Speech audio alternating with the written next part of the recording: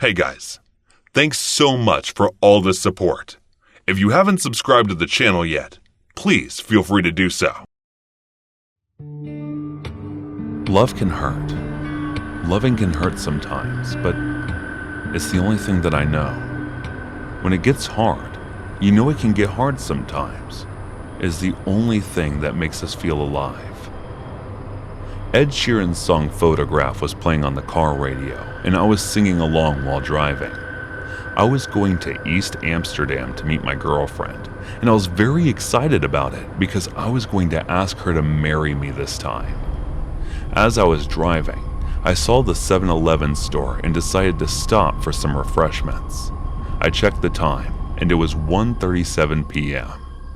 I paused the song and got out of my car. After closing the car door and locking it, I started walking to the store. I noticed that there was no one around the store. Well, obviously, who would be out here at this time, right? I walked into the store and saw that only the counter boy and the store clerk were there, and I was the only customer. I went ahead to have a look around the store because I was kind of hungry too. As I was looking around, I saw the snacks section and I went there. I picked up a pack of the Bugles crispy corn snacks, Terra vegetable chips, sweet potato with sea salt, and a Monster drink. After that, I walked toward the counter to pay for these things. I told the counter boy that I would be paying with cards and started to proceed with the payment process. The boy put the things in a carry bag and stretched his arm to hand them to me. That was when 3 men holding guns rushed inside.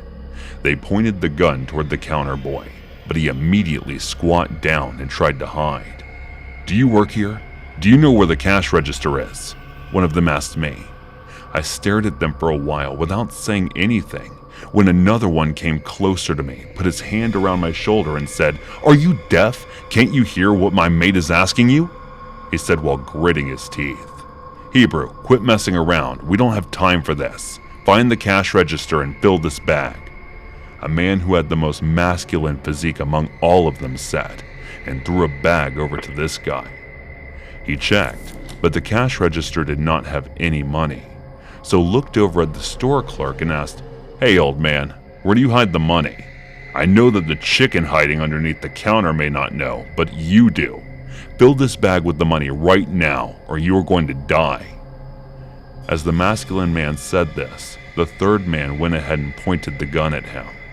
"What are you looking at? Just keep quiet and stand there, or you will be the first one to die." The same man who put his hands around my shoulder earlier looked at me and said this. The store clerk slowly went inside the storage room with the other man when I acted on impulse and kicked the gun from the hands of the muscular guy and carefully picked it up. I stood behind him while grabbing his both arms. "Don't move, or else I will break this guy's hand." After saying this, I looked over to the other guy and asked him to throw the gun which he had, and he did. And then he raised both of his hands. "You're going to regret this," the muscular said while gritting his teeth. "Yeah, sure. We will find out who regrets it when you will be put behind bars."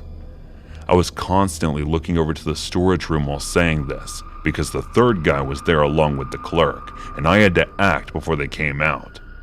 "Come close, you two, without making a sound. And you, counter boy, quit hiding there and bring a rope to tie these two." As I said this, the boy hiding under the counter slowly pulled his head out and went to bring a rope. It looked like the old man and the third guy were talking and were about to come out. That was when the boy came and started to tie the 2 men together. "Don't try to act over smart with me, old man. I know you're just trying to stall me here. Where's the damn money?" We heard the third man's voice, who was shouting at the store clerk. I checked the rope on the other 2, and it looked fine.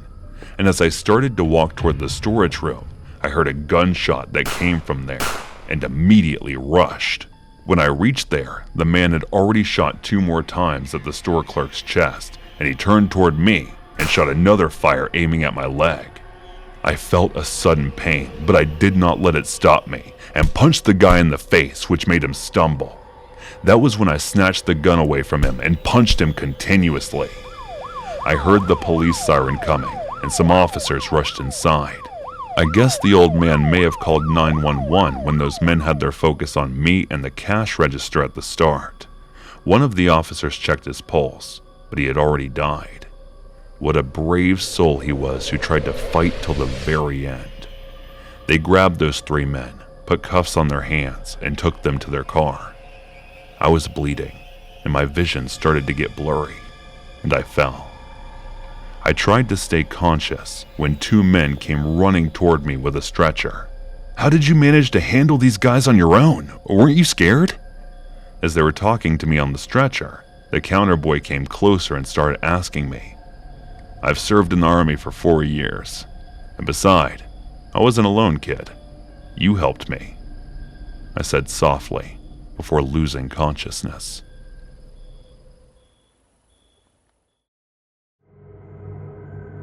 My name is Amelia Bennett. I have been getting stalked for the past 7 years. The first time when I noticed about getting stalked, I told police about it, but they could find anything, and I thought that I'm imagining things. I was walking home from office when I first noticed someone following me. I turned around and no one was there, so I ran to my house and locked the door from inside, because I had no idea if he or she followed me to my home or not. By the next day, I forgot about it, and when I was taking a shower, someone started ringing the doorbell. I thought if I don't open the door, they will leave, but the doorbell kept ringing. I immediately got out of the bathroom, dressed up, and went to open the door. It was still ringing. I opened the gate in frustration, but no one was there. Instead, there was a small package on my door. After picking it up, I locked the door again. I opened the package and there was a picture of me holding a beer and sitting on the bar counter. There was a note inside as well. I opened it and it said, "You look hot as hell, my Amelia." I panicked. The incident from yesterday started to rewind itself in my mind. I immediately called 911 and reported it. They told me to calm down and they will look into it. For the next few days, there was no other package that I received, but wherever I went, I felt like someone's following me, and every time I turned around to check, I found no one. Few months passed and the police couldn't find anyone. They told me that the gift must be from someone I know, and I may have gotten scared by my own imagination.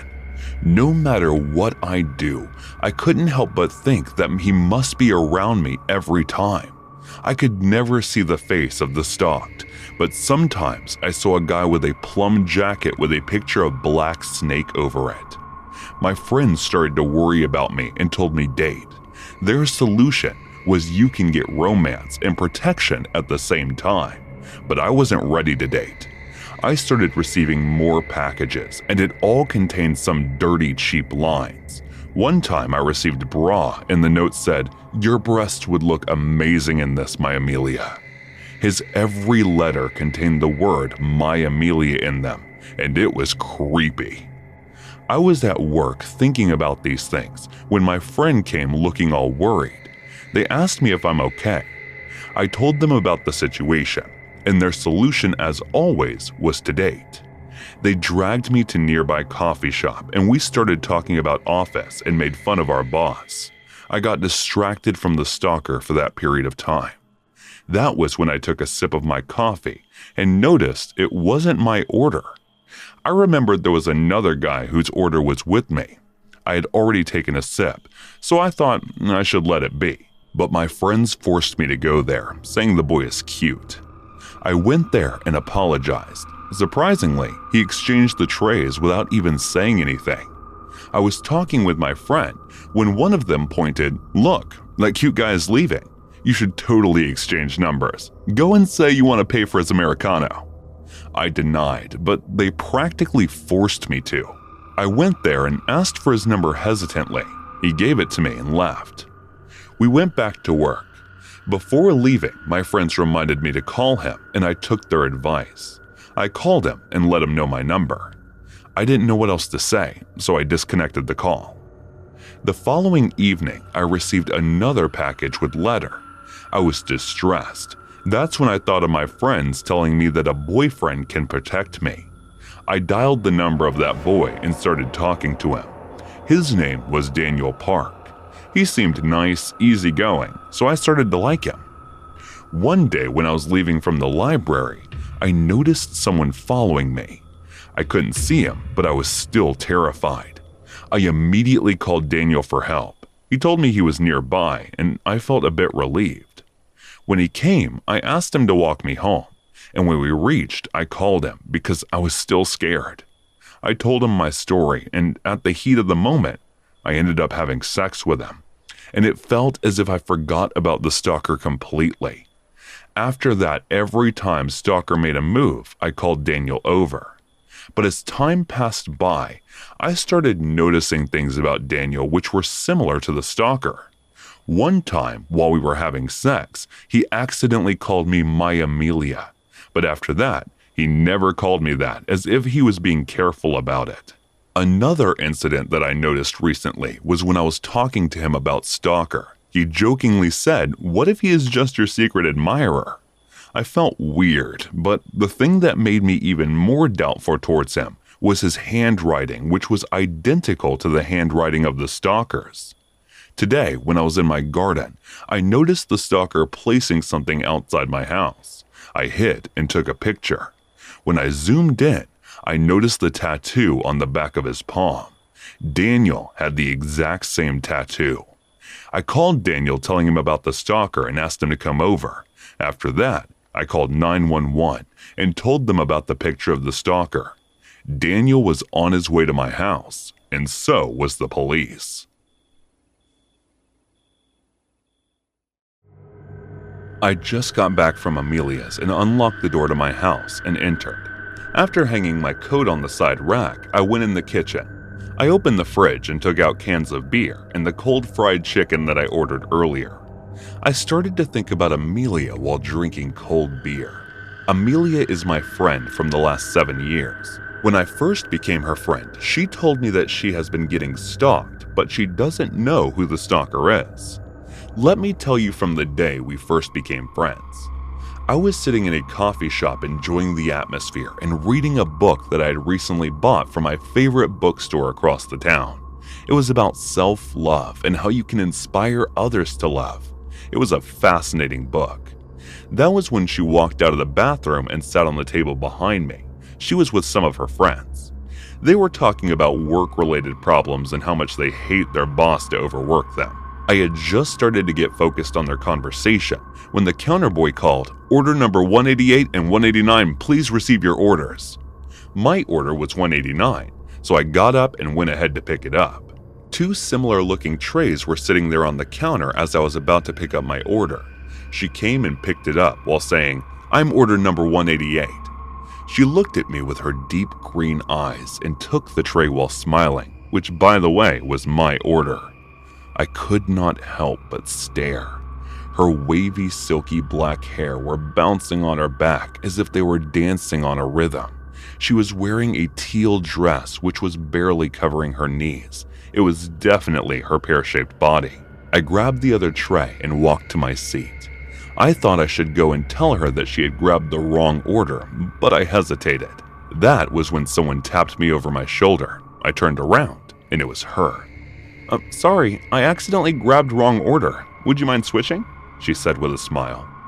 I looked at the tray she was holding, and there was a lipstick mark on the cup. She saw me looking at the mark and said, "I actually took a sip without paying attention. I can change it if you want. But I'm not very fond of Americano, so you can give me my order back." She laughed nervously and looked at me with pleading intent. I nodded and exchanged the tray. I just took the cup without asking to change. She thanked me and went back to her table. When I was about to leave, she stopped me at the exit. "Can I have your number? I swear, it's only so that I can pay you back for your Americano." I laughed at her nervousness and gave her my number. After about half an hour, I received a call from an unknown number. I picked it up, and it was a soft voice of a girl. I immediately recognized it was her. "Hi, it's Amelia. You gave me your number in the coffee shop. I have just called to let you know that it's my number." After saying that, she disconnected the call. I again received her call at night. She told me that she just wanted to thank for earlier, and we talked for a while. For that day on, we started to talk on a regular basis and became friends. One day, when I was near the library in the evening, she called me. "I think someone is following me. Can you please come over here?" Her voice was trembling. I asked her where she is, and the address she told me was just 2 blocks away. "Don't panic, I'm nearby. I'll be right there." I went there, and she was looking all freaked out.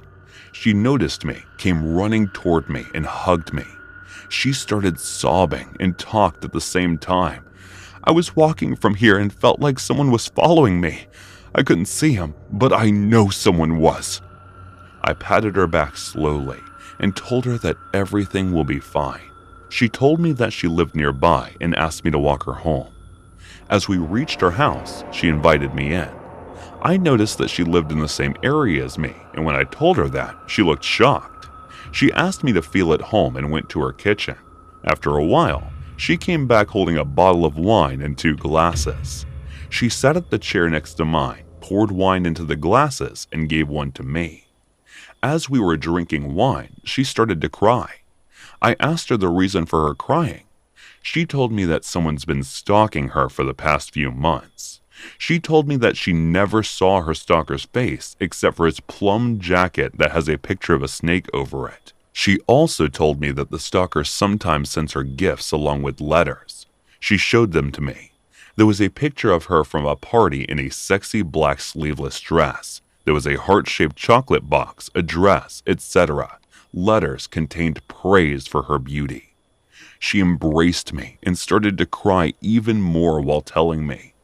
I held her tightly in my arms, but she pulled away. She looked into my eyes, came closer, and kissed me. "Can you make me forget about it?" she said after kissing, and then again smashed her lips over mine. After making out for about an hour, she took me to her bedroom and started to undress me. We had sex the entire night. I told her she can call me for help whenever she needs help. We never got into an official relationship. We stayed friends with benefits.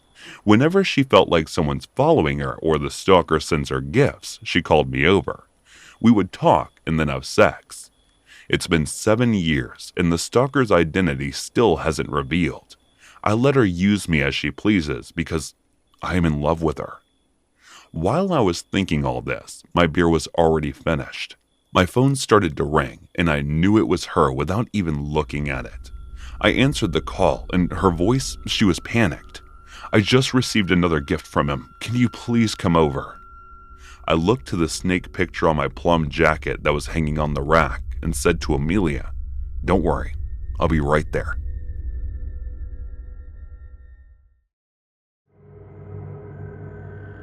Have you heard about PBA? It's pseudobulbar effect, which can cause uncontrollable laughter or cry. I wasn't aware of this term before I encountered with someone who had this. I'm a professional swimmer, and this story is about a summer when I was just training to participate in preliminaries back in high school. It was the first day of the summer training program. Our coach, who usually trained us, was absent due to some reason, and there was supposed to be a new coach assigned for the first week of training. There were only 3 of us who were to arrive on the first day of the morning session. The rest of them were due to arrive within the next 2 days. I got to the pool early as usual and changed into my swimming gear.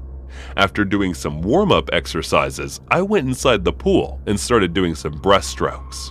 No one else had arrived yet, but during the swimming, I suddenly heard a loud, weird laughter coming from the other side of the pool. Believe me, I felt embarrassed thinking that someone was making fun of my technique. I looked toward that direction, and a middle-aged man was staring at me and laughing without showing any other emotion on his face. All of a sudden, it stopped being embarrassing and started to become creepy.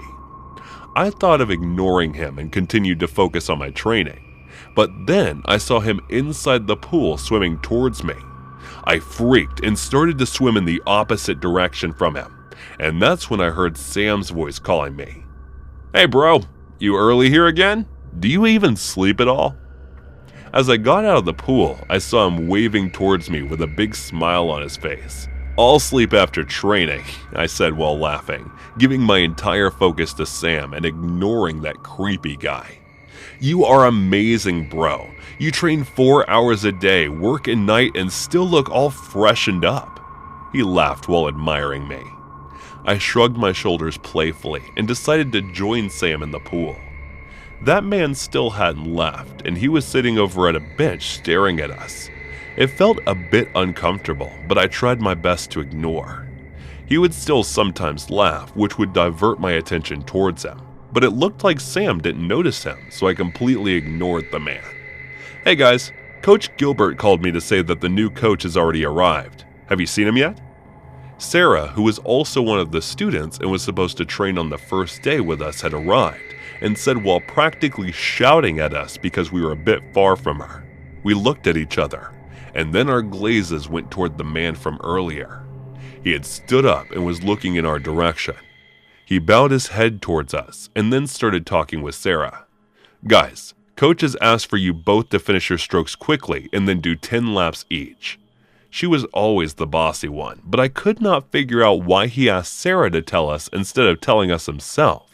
He kept laughing sometimes while we were practicing, which I still could not figure out why.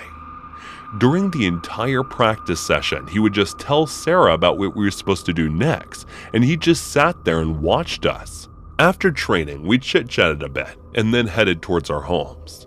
After exiting from the club, I was still thinking about his uncontrollable laughter, which I was unable to figure out why he was doing that. At first, I thought he must be laughing at me, but then it looked like he wasn't. It must be some sort of disorder he had. I got inside my car and started to drive towards home, but it still hadn't crossed my mind that I should ask someone about it.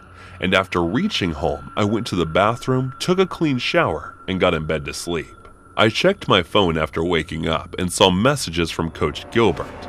He had asked me to check on the new coach in the evening, saying he was a bit shy and may end up getting bullied by college kids. I was supposed to head for work within 2 hours, so I thought it would not hurt checking on him on my way. I got dressed and headed outside. After that, I drove towards the club, and as I reached it, it seemed like no one was around. The club looked empty, and there were no signs of new coach as well. As I was about to leave, I heard a faint laughter combined with the sound of groaning which was coming from the pool. I went there to check, and fell back from shock and terror from what I had saw. The pool was red from the blood, and the new coach was floating with multiple cut wounds on his body. He was trying to take his last breaths. I decided to get in the pool to take him outside, but within a mere few seconds of what thought, the coach's body had drowned. He was dead. I was trembling with fear and couldn't reason with myself about what I was supposed to do at that moment. Then all of a sudden, I remembered that I should call 911 for help. I dialed with my trembling hands and informed them about the scene I had just witnessed. After a few minutes, the police had arrived at the scene, and I was being questioned about what I was doing there at the first place. They checked the CCTV footage, but the surveillance camera which was installed near the scene of the crime was found damaged. Hence, no footage was recorded from there. But I was clearly seen in the camera at the gate entering the club, and the new coach was also seen entering an hour earlier than me. Apart from me and the coach, no one else was captured in those footages within those time frames, so I had become a suspect of the crime due to being the only one present at the scene. His body was sent for autopsy, and now all I could do was wait for the results. I was being questioned between the time frame. No relation was found between me and the coach, so there was only the autopsy result that could tell if I killed him or not. After 2 days, the results were finally in, and according to them, the injuries he sustained was 15 to 20 minutes prior to the time I had reached at the pool. The police started to search for other suspects and evidences. They checked the surveillance footage multiple times when they noticed that when students were entering the club, there were 7 of them, but only 6 of them exited the club. They checked the footage after the body was taken, and a man wearing the hoodie was seen exiting the pool after midnight. That's when I gave them the messages that Coach Gilbert had sent me about the new coach. He was called for interrogation, and during the same questioning, he broke down. He told the police that he just went there to talk to him about not taking over his position as trainer for the competitions, but the new coach kept laughing, which annoyed him to the extent that he lost control and started beating him from whatever he could grab at the moment. But as soon as he realized what he had done, he got nervous and planned to frame me instead. That was when he texted me and hid the other evidences as well. Coach Gilbert was put on trial for murdering the new coach, Abraham Clint, and I was removed from the title of suspect. It was the summer which affected my life and my point of view to look at the matters and people in an extremely different way. I still sometimes wonder that laughter is not always a cure for some people, specifically with the people who suffer from disorders such as pseudobulbar effect.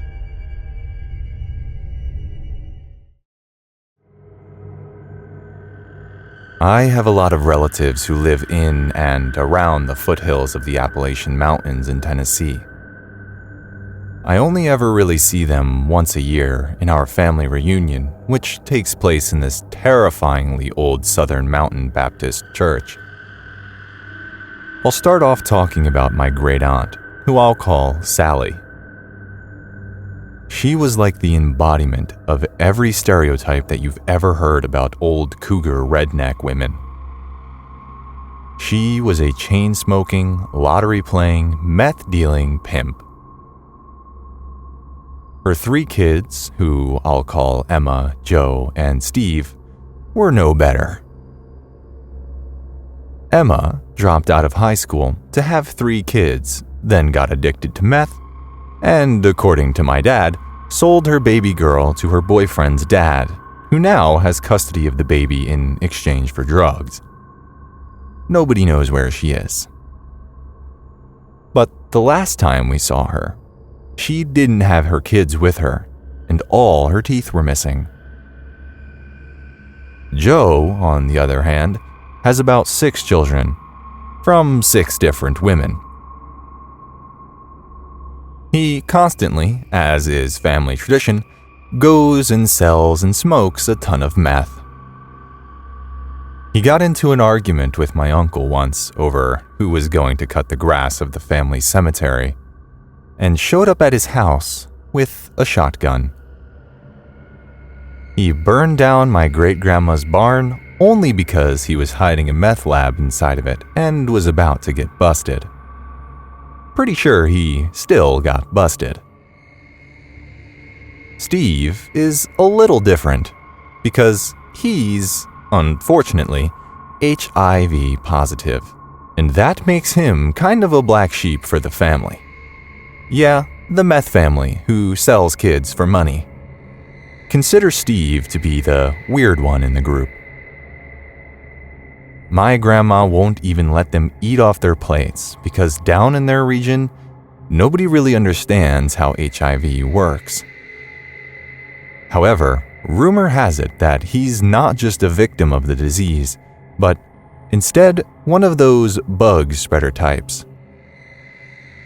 If you don't know what a bug spreader / chaser is, it is someone who intentionally tries to give HIV to the largest number of people possible. And so, the 4 of these kids work on some straight-up shady stuff. A few years ago, my great-grandmother was dying, and Sally, my grandma's sister, was taking care of her. Apparently, Sally refused to give my great-grandma her medication until she would change her will. So then my grandma was completely cut out of it. Then, everything went to Sally and her 3 no-good kids. Now, flash forward to last year, Sally suddenly wins $100,000 in the lottery. Now, she's been playing scratcher tickets for the last 40-odd years, and she suddenly wins out of nowhere. Everyone just thought it was dumb luck. and that since she'd been playing so long, it was about time for her to win. But then, about 6 months later, she has a sudden, massive heart attack out of nowhere, and they find her dead in her house. And here's where things get even weirder. People have always suspected Sally of being involved in some weird, occultist lifestyle, because some story that people refuse to tell me about that happened in the 80s. And when they found Sally, there was literally blood all over everything. Her blood.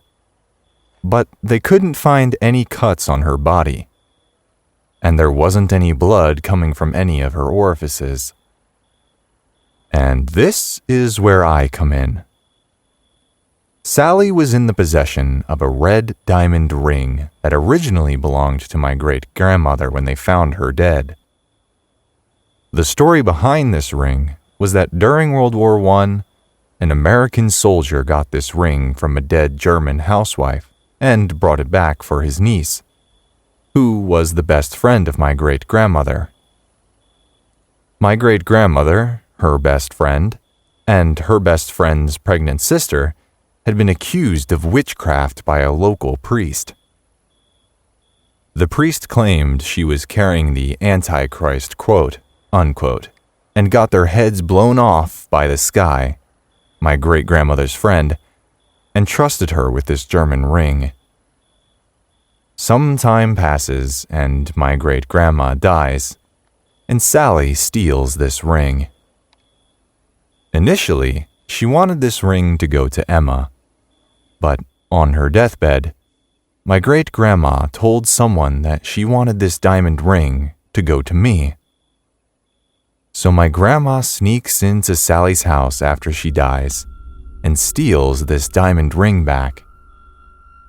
However, before Sally croaked, she told her kids that they weren't to let that ring out of their sight because of its value. And now, I'm being given threatening warnings down the grapevine that if I try and claim this red diamond ring when my grandma dies, that I'll get royally messed up. Honestly, I'm not exactly the jewelry-wearing type, but I have to know what the big deal with this ring is. I know it's got a huge monetary value, but there's all this weird stigma and superstition about this weird ring in my family. And for that, I have to try and get it.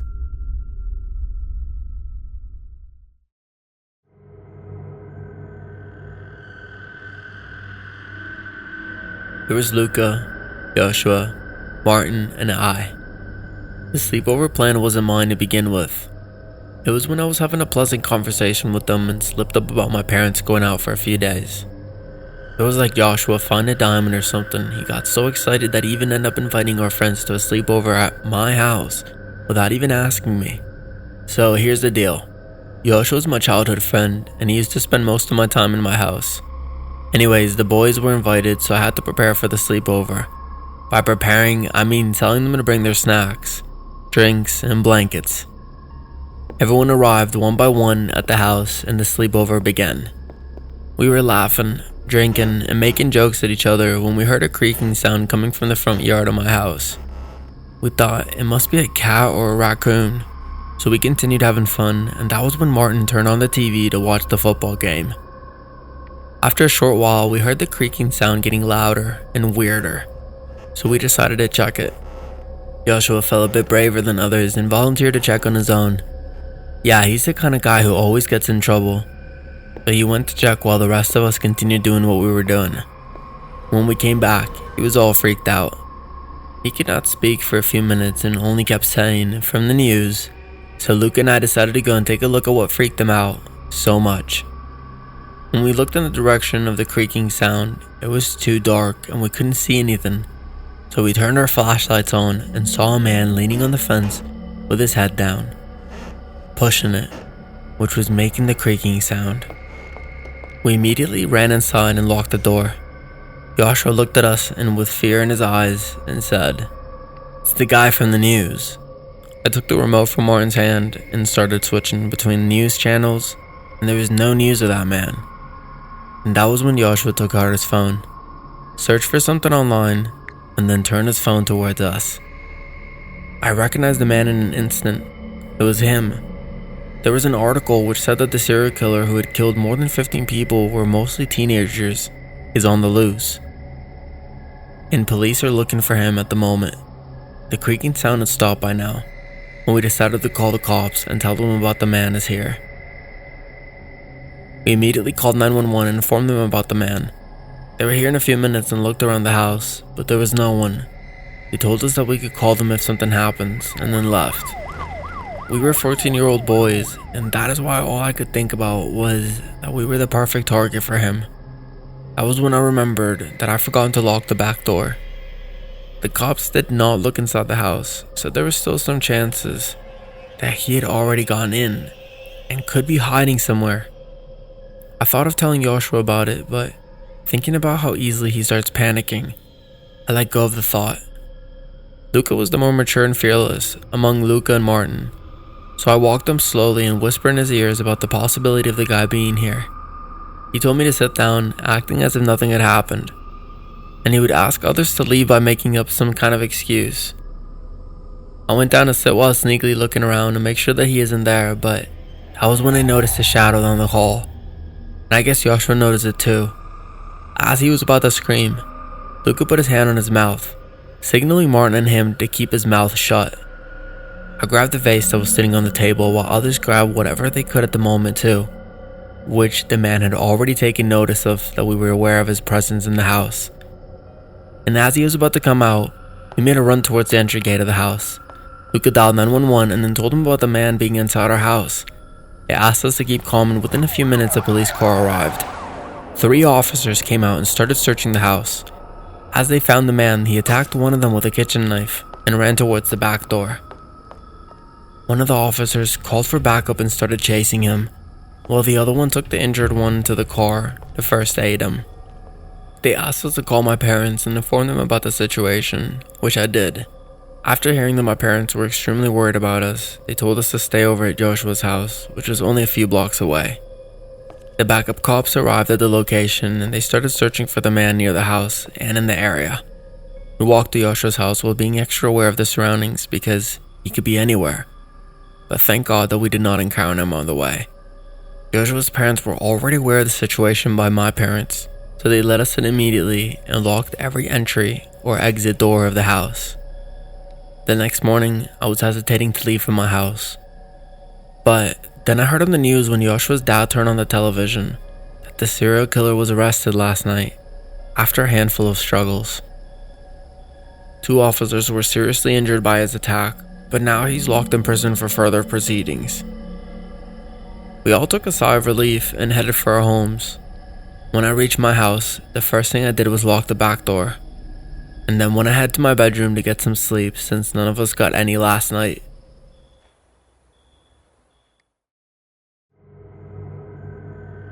I work at the Starbucks.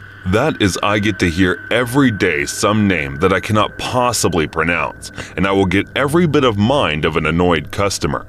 But the job doesn't necessarily pay well enough to be listening to people bicker and care that their expensive coffee was not something they wished it would be. But I did this job because it would help me pay for a lot of things while I was in college. And even though I didn't really had any lifestyle like them party boys in my class, I just wanted to be able to work at my spare time instead of just partying, because parties sure looked like a hell of a time wasted over drinks and stuff. I was an overachiever as a worker, and everything was meant to be perfect for me, even if it wasn't something that I could control. And that was the reason that I was making a good name in the company. But it is surprising how one tiny incident, a little incident that you think was not relevant, could change the course of future for worse. You try to work out all the things and realize that things were simple at the first place, and it is the people that are way too complicated. The thing is, these incidents happen so subtly that you never think that is something that will happen to you because you are so careful about everything. So it was a Monday morning, the roughest of all. Nobody likes a Monday, but they obsessively love their Monday coffee to be perfect. It's like the sacred day starter for a lot of people. The most important of all, like the whole day depends upon it. In the Starbucks that I manage, people are very passionate about it. I remember the day started usually, and there were people coming in and going out, and the day looked like it would be the same as any other day. But then, the small things started and escalated into a big incident. It started as little as me calling our barista. I called Sam, and he was in the middle of an order when I called him. I took the cup from him and spelled the rest of the spelling, and then made the cup for one Roderick. And then, as I gave the cup, the guy pointed out the spelling mistake, which I ignored at first because there were many customers already waiting to be served. But the man was persistent and too sassy for a morning, and he came up to me and said, "The spelling on my cup is wrong." And I looked at him and apologized and said, "I'm sorry, sir, it won't happen again." And then I moved on to the next order. And the guy replied, "This is why you're working here, because you don't know how to spell a name." And I said sarcastically, "I'm sorry." I spelled sorry wrong because I was not in the mood to tolerate him. But then the man looked at me and said, "You think you are very smart. You are going to pay for this." And I had no idea what he meant. I apologized again and said, "I'm sorry, sir." And then he said, "It's Roderick, not Roderick." And I replied, "I get it, sir. I realize it now, and I will make sure that this does not happen again." But the man seemed like he was here for nothing but trouble, and then started calling out the whole staff names in front of everyone present in the cafe. And then I decided to not tolerate him anymore and told him, "Sir, please get out and do not disturb any more customers." And the man flipped and tried charging me with some of the guys in cafe held him back against asking him to chill. I knew what was about to happen, so I took off my apron and I came back from behind the counter and held the man and said, "Get the hell out of here, man. Enough is enough." It was all intense, and I was grabbing him by his arm, taking him away outside the cafe. He took something out of his bag, dropped the coffee, and then shot me in the stomach from point-blank range, and kept shooting until the bullets went out. I never thought that something so little like spelling would cause this much mess. The last thing I remember, it's the Monday morning, and I'm lying down outside the Starbucks I work in, and I am bleeding.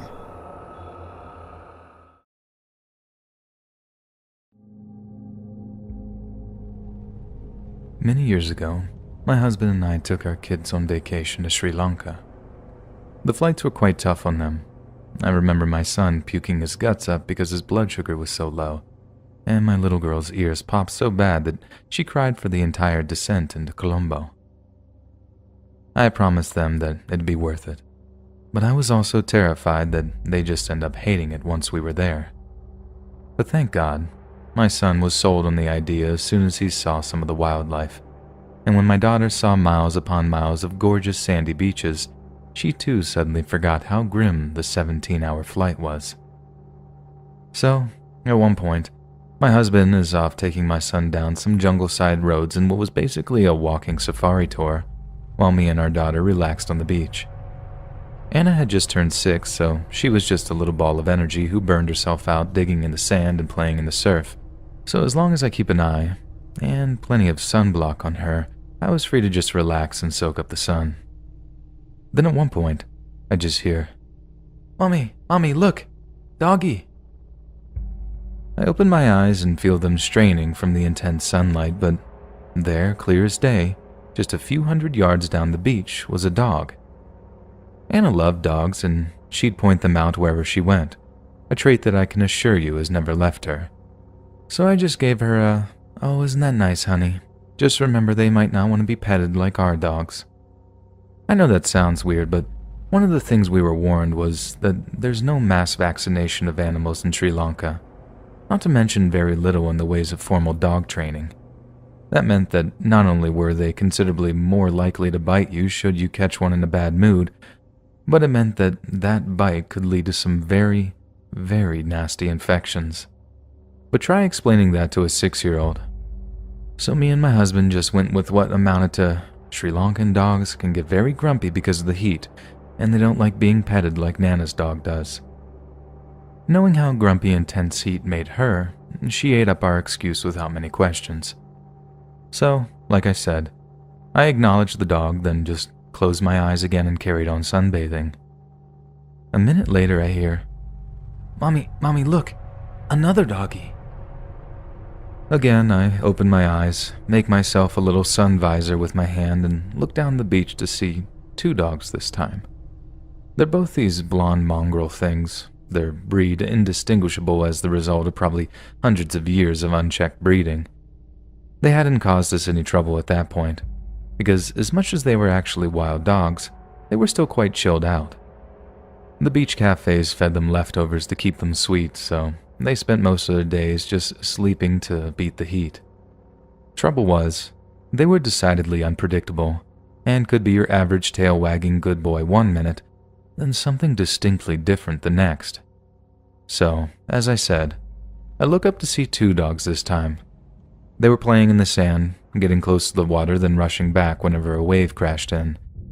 Admittedly, it was very sweet, so I watched them playing for a minute before my eyes begin to close over again. A bit more time goes by, longer than between the first 2 of Anna's dog sightings. Then all of a sudden, I hear, Mommy, look! Look, Mommy!"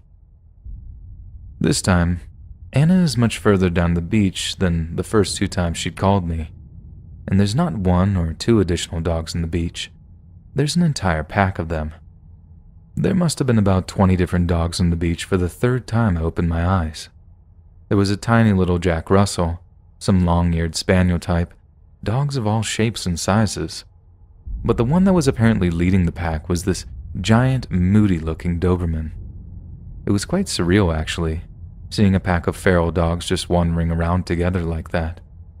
I can't speak for everyone, but where I'm from, you'd never actually see a stray dog roaming the streets, or not at least anymore. A lost dog maybe, but a legitimate pack of strays? Not a chance. But in Sri Lanka, seeing what appeared to be a live-action version of an all-canine Disney film was a relatively common occurrence. At first, I give a little chuckle and reach for my phone to get a picture. But just as I do, I give the whole scene another look. 6-year-old daughter, pack of stray dogs. She's slowly wandering towards them. They're paying her increasingly more attention as more and more dogs stop playing and begin to look in her direction. It was this huge uh-oh moment, and as it hit me, I got up, took my flip-flops off in preparation to run, and started calmly calling out for Anna to walk back to me. I tried my best to keep calm, I really did, but Anna must have been able to just detect the panic in my voice. She stops to look around at me, this nervous look on her face, and as she does, the dogs start walking down the beach towards her, one by one. I was saying, "Walk back to Mommy, Anna. Walk back to Mommy," trying to emphasize the walking part because I knew the dog would only chase her if she ran. They were all staring her down, ears pricked up, and I'm praying for them to just stay put, but as Anna looked back, saw that they were closer, and started to run, they gave chase.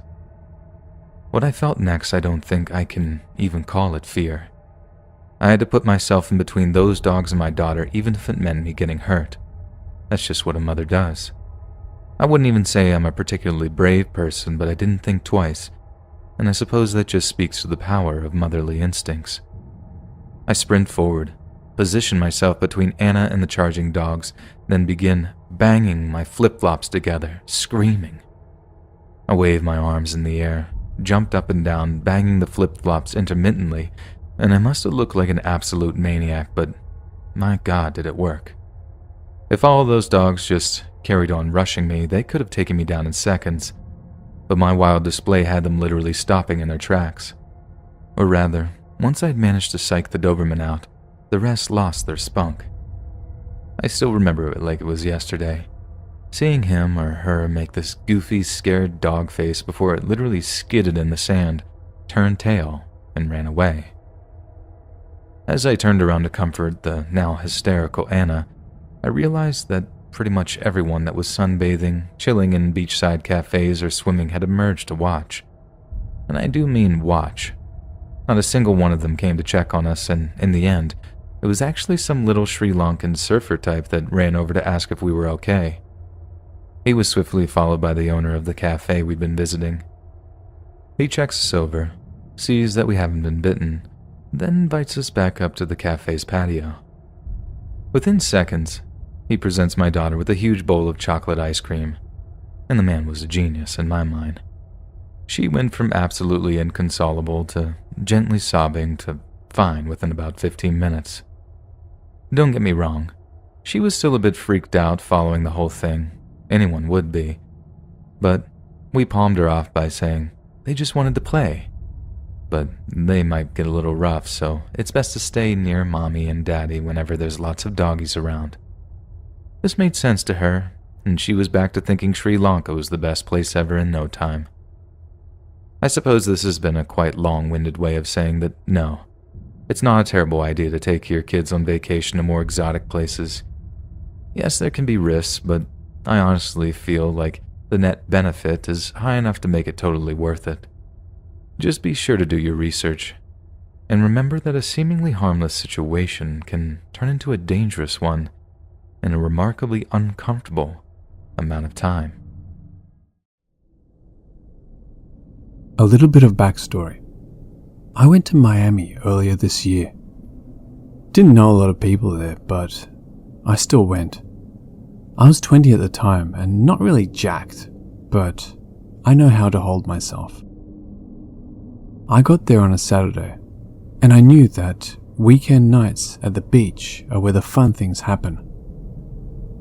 Night eventually rolled around, and I took an Uber to South Beach. I walked around for about an hour and a half and found a bench to sit down at to check my phone.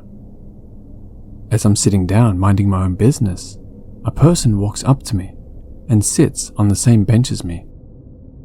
I didn't think much of it. The place was packed, being that it's a weekend night. A few minutes pass by, and he starts up a conversation with me. I will refer to him as Dude. He seemed like a chill person, around the same age as me, average build. I'm usually really good at reading vibes, and I didn't get any negative vibes from him. I tell him that I'm new here, that I had arrived in Miami and that I didn't really know anyone here. That was probably my first mistake. My phone had started to die, and I also needed to use the restroom, but the bars and restaurants there won't let you use the restroom unless you are a customer. So I was shit out of luck. The dude told me that he has a place not far away from here and offered to let me come over to use the restroom and charge my stuff for a few minutes. Looking back now, I should have declined the offer, but I did take him up on the offer. We get to his place, and as soon as I enter, I got really odd vibes. His house was just giving off negative energy, but I don't want to pay it any attention. He tells me where I can plug my stuff in and shows me the way to the bathroom. So after using the bathroom, I walked back into the living room and sat down. My plan was to let my stuff charge for 15 to 20 minutes, then leave.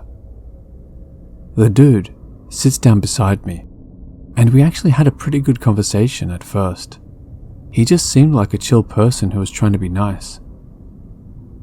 About 5 minutes after he sat down beside me, that's when things took a turn. He gets up, walks to the kitchen and pours 2 glasses of vodka, walks back to me and hands me one. I didn't want to come off as rude, so I took the glass and just held it. I wasn't trying to get drunk, especially around someone I just met. After he realized I wasn't drinking, he kept on trying to get me to drink. He kept saying stuff like, "Come on, I just want to help you relax some." I told him I didn't want to drink, and he got visibly upset. He started saying stuff like, "I let you into my house and you can't take a shot with me?" At this point, my gut was telling me to get the fuck out of there. I don't know for sure, but I'm pretty sure his intentions weren't as pure as I had originally thought. As I was trying to figure out a way to leave without upsetting him, he starts to compliment my looks. As someone who was sexually assaulted 2 years ago, My fight or flight response was kicking in. I got up and acted like I was looking for my wallet in my backpack. I acted like I couldn't find it and that I probably left it at the beach. I said that I was going to walk back to the beach and that I would return when I found my wallet. And no, I definitely didn't plan on returning. I packed my stuff, and as I was doing so, the dude started laughing.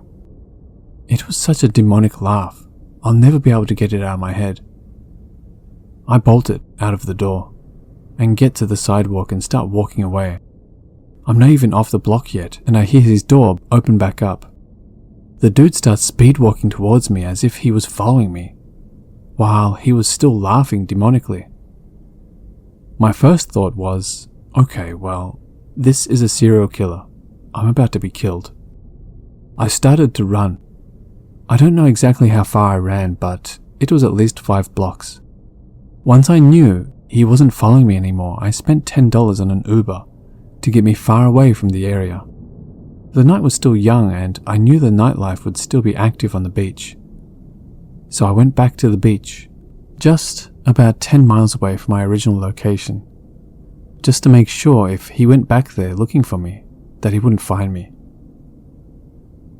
To the dude who was trying to push himself on me, screw you. Hey guys, thanks so much for all the support. If you haven't subscribed to the channel yet, please feel free to do so.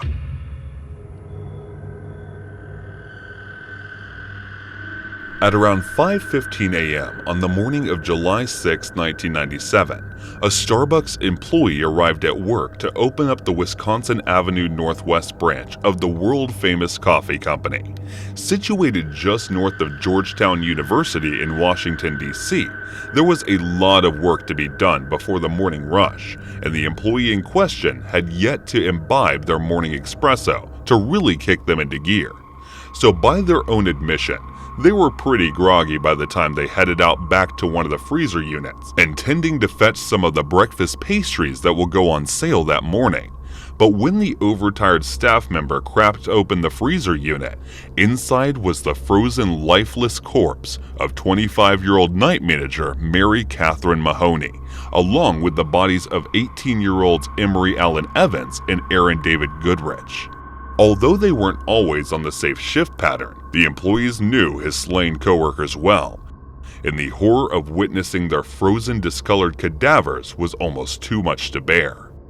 They raced out of the Starbucks and flagged down a bus driver who was only just beginning his morning route, and given how they could have called 911 from the on-site telephone, running to find the comfort of another living person is very telling of this person's distraught state of mind. Within 5 minutes of the initial 911 call, police were on the scene and taking stock of the situation. All 3 employees had obviously been herded into the rear freezer units before being shot execution style. But what initially confused the investigation was that not a single cent was missing from the Starbucks. If the motivation wasn't robbery, then it looked a lot like a brutally well-executed targeted killing. But why on earth would someone ambush and murder 3 coffee shop employees during their routine night shift? What made the murders on the more shocking was that Georgetown had been traditionally a low-crime area of Washington, D.C., with local district council member Jack Evans saying to have a triple homicide anywhere in the District of Columbia is an unusual event. But to have a triple homicide in Georgetown is extraordinary, and this has never been a place where crime has been a problem. Over the course of that balmy July morning, scores of blue uniformed officials made their way to the scene to look for evidence outside the split-level brown brick store. Homicide detectives and forensic technicians alike poured over the scene for hours on end after the bodies were found, working inside and outside the building adorned with the familiar green and black logo. They dusted doors for fingerprints, searched the store, and took statements from local residents in the hopes of piecing together what had happened. But it was only when Mary Mahoney, his car was examined, that further evidence was found, evidence which indicated that the murderers were no random attack. Inside the car was spotless. Safer would look like signs that Mahoney had recently spent time playing with a pet, a dirty tennis ball, a plastic chew toy, a dog's brush, and a red cow. The only possible indication that something had gone awry was a flat tire on the front passenger side of the car, evidence that her attacker had made provisions to prevent her from fleeing. Mary was special.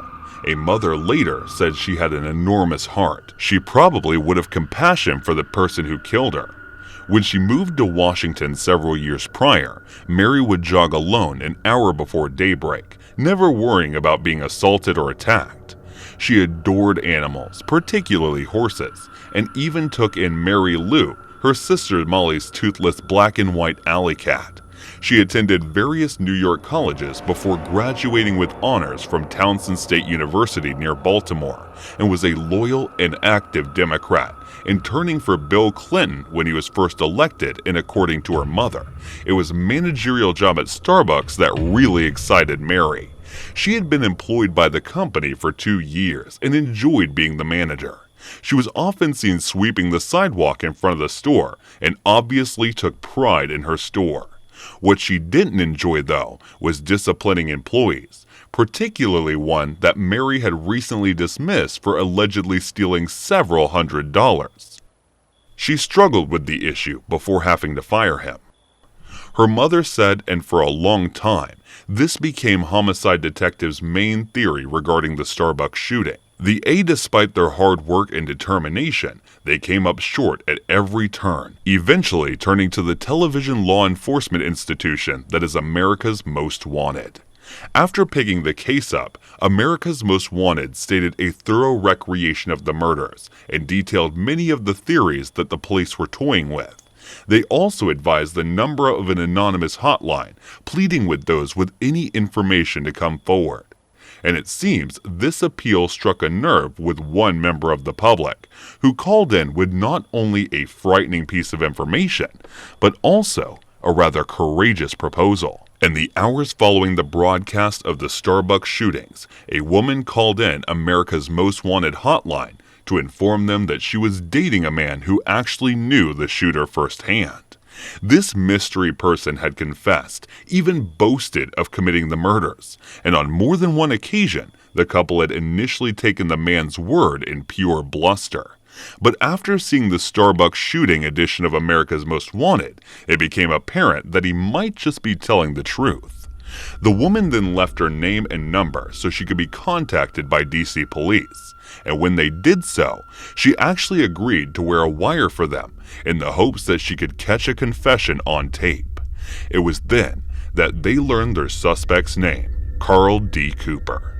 Cooper lived in Prince George's County near Baltimore City and just on the outskirts of Washington, D.C. itself. He was the son of a church deacon who lived with his wife and son, but at the time, he lived anything but the wholesome life of a family guy. At the time of the Starbucks shooting, Cooper was being charged with attempted murder in the 1996 shooting of an off-duty police officer in Prince George County. As far as family's complicity in his crimes, it turned out that it was Cooper's wife that purchased the 9mm handgun that her husband used to shoot the officer. It was the combination of this and his alleged involvement in the Starbucks shooting that led DC police to wiretap Cooper's home phone. He was arrested after making reference to several local shootings, but insisted that a friend of his named Keith Covington had joined him in the Starbucks robbery. It was him that executed the 3 victims. However, when they caught up with Covington, they discovered he had been recovering from a gunshot wound at the time of the murder, meaning it was highly unlikely that he was ever present on the scene, let alone the ones who have done the shooting. "If I killed them, I'd say I killed them," he reportedly said, but that's not me. I'm not saying I'm a saint, but I'm not going to go out and just kill people. You gotta be a dummy or a psycho to do something like that. Is pure evil. When confronted with the evidence of his lies, Cooper admitted to lying about his so-called friend's involvement because he killed 3 people and was afraid to go to jail. In the process of trying to avoid the death penalty, Cooper told the investigators he was sticking out the Starbucks for about a month, confirming that he acted alone and fired 2 guns, the .38 caliber snub-nose revolver and a .38 caliber pistol. Cooperating heavily due to the ever-looming threat of the death penalty, Cooper confessed to shooting the manager Mary Mahoney when she refused to give him the keys to the safe, which held over $10,000 in cash. When she said no, Cooper shot a warning shot into the ceiling, which sent a terrified Mahoney running into the employee hall. Cooper pursued, caught her, and wrestled with Mahoney over her keys. But when her resistance looked like it would be too much to overcome, they shot her dead. He then shot the 2 other Starbucks workers at the store, executing one as they survived the attack and attempting to crawl to safety. Cooper later stated that he wanted to put him out of his pain and misery, but it's more than likely this thinly veiled attempt at showing her to conscious was nothing but an attempt to dodge the first death penalty charge in over 30 years. During his trial, even when the relatives of the victim wept openly in court, Cooper remained chillingly composed. He also admitted to murdering 39-year-old security guard named Sandy Griffin during a botched robbery. Cooper had helped Griffin at gunpoint during demanding that the security guard hand over their expensive .40 caliber handgun. But then, fearing Griffin would assault him in the process to defend himself, the serial murderer executed the security guard before quickly fleeing the scene. Cooper admitted to then selling the pistol on the street for $300. Once Cooper was convicted of the Starbucks murders and sentenced to life in prison, Griffin's relatives were no doubt pleased that their loved one's killer had been put away. But they expressed frustrations that it had taken 3 more murders, maybe even more, before the killer had been caught. To them, a lack of urgency in the DC police force had cost 3 young people their lives and raised many questions regarding their competence and command. If the account of his defense attorney is to be believed, Cooper is nothing more than a career criminal whose shaky temperament and unbridled greed caused him to take the lives of the innocent. But time and time again, Cooper had the opportunity to simply take the money and walk away.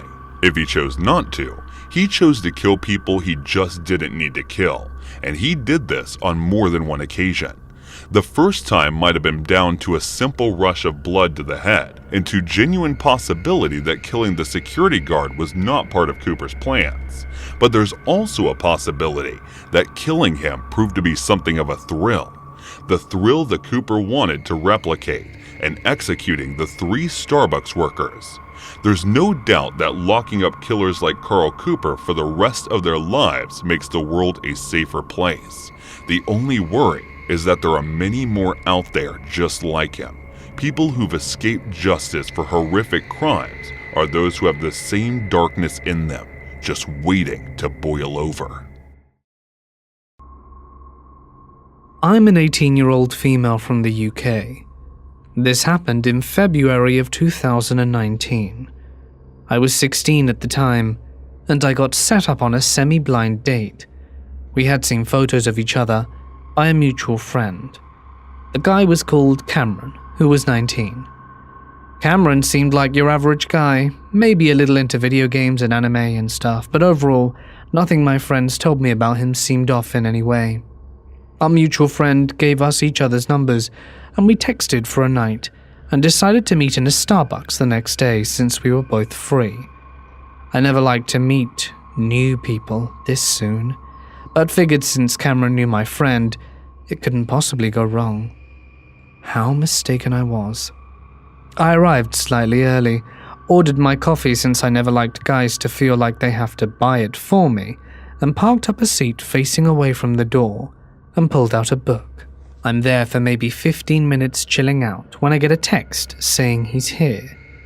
So I'm like, great, I'm at this table, and I feel a presence over my shoulder, and I turn my head, slightly in acknowledgement. He must be here.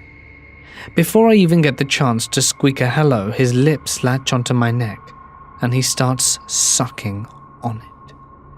Now, I don't like people touching my neck at the best of times. I'm very ticklish, and I get super uncomfortable by people even touching it. A few times, I've had massages or hair treatments, and I've been holding it in discomfort, and he's latched on like a leech. This man also smelled horrendous, kind of like dust personified. I freak out and elbow his chest to get him the hell off me. He lets go and looks at me with this weird expression on his face, and laughs in deadpan. It's really, really creepy, and I start to become alarmed, and ask him what the hell that was about, and he just said he thought it was cute. I try to have a conversation. I'm like, okay, first impressions don't mean anything. Let's try and give him a chance. He's just creepily staring at my chest.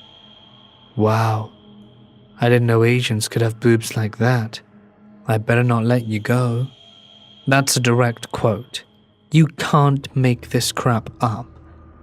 I'm distinctly uncomfortable, but I don't want to just run away. He's giving me really weird vibes, so I go into the ladies' bathroom and wait for someone else to come in. I ask her to help me get out undetected. I don't want this man following me home or something like that. She of course agrees and lends me her hat and scarf. It's February in the UK after all, and we come out the bathroom together and she manages to help me sneak out the back door of the Starbucks without him noticing me. He asked my friend where I went, but I told my friend to never mention me again. I was too terrified. I know I probably didn't behave well, I should have just told him I was leaving, but I was honestly so scared. To the guy who decided it was appropriate to suck my neck, before we had even said hello, let's not meet again. No movie will ever compare to the hell that I've gone through the last year. The ordeal seems like it's been one long waking nightmare. It all began normally enough. I just recently got out of a long-term relationship and wasn't looking for anything serious. I figured that I'd give Tinder a shot. It didn't take long for me to get a few matches. I chose the hottest one and we agreed to meet a week later. The date went so well that we decided to do it again, and this became a regular thing until the fourth date. It was beginning to look as if it may grow into something more in spite of my original intentions. As the fourth date wrapped up, I invited her back to my place for a drink.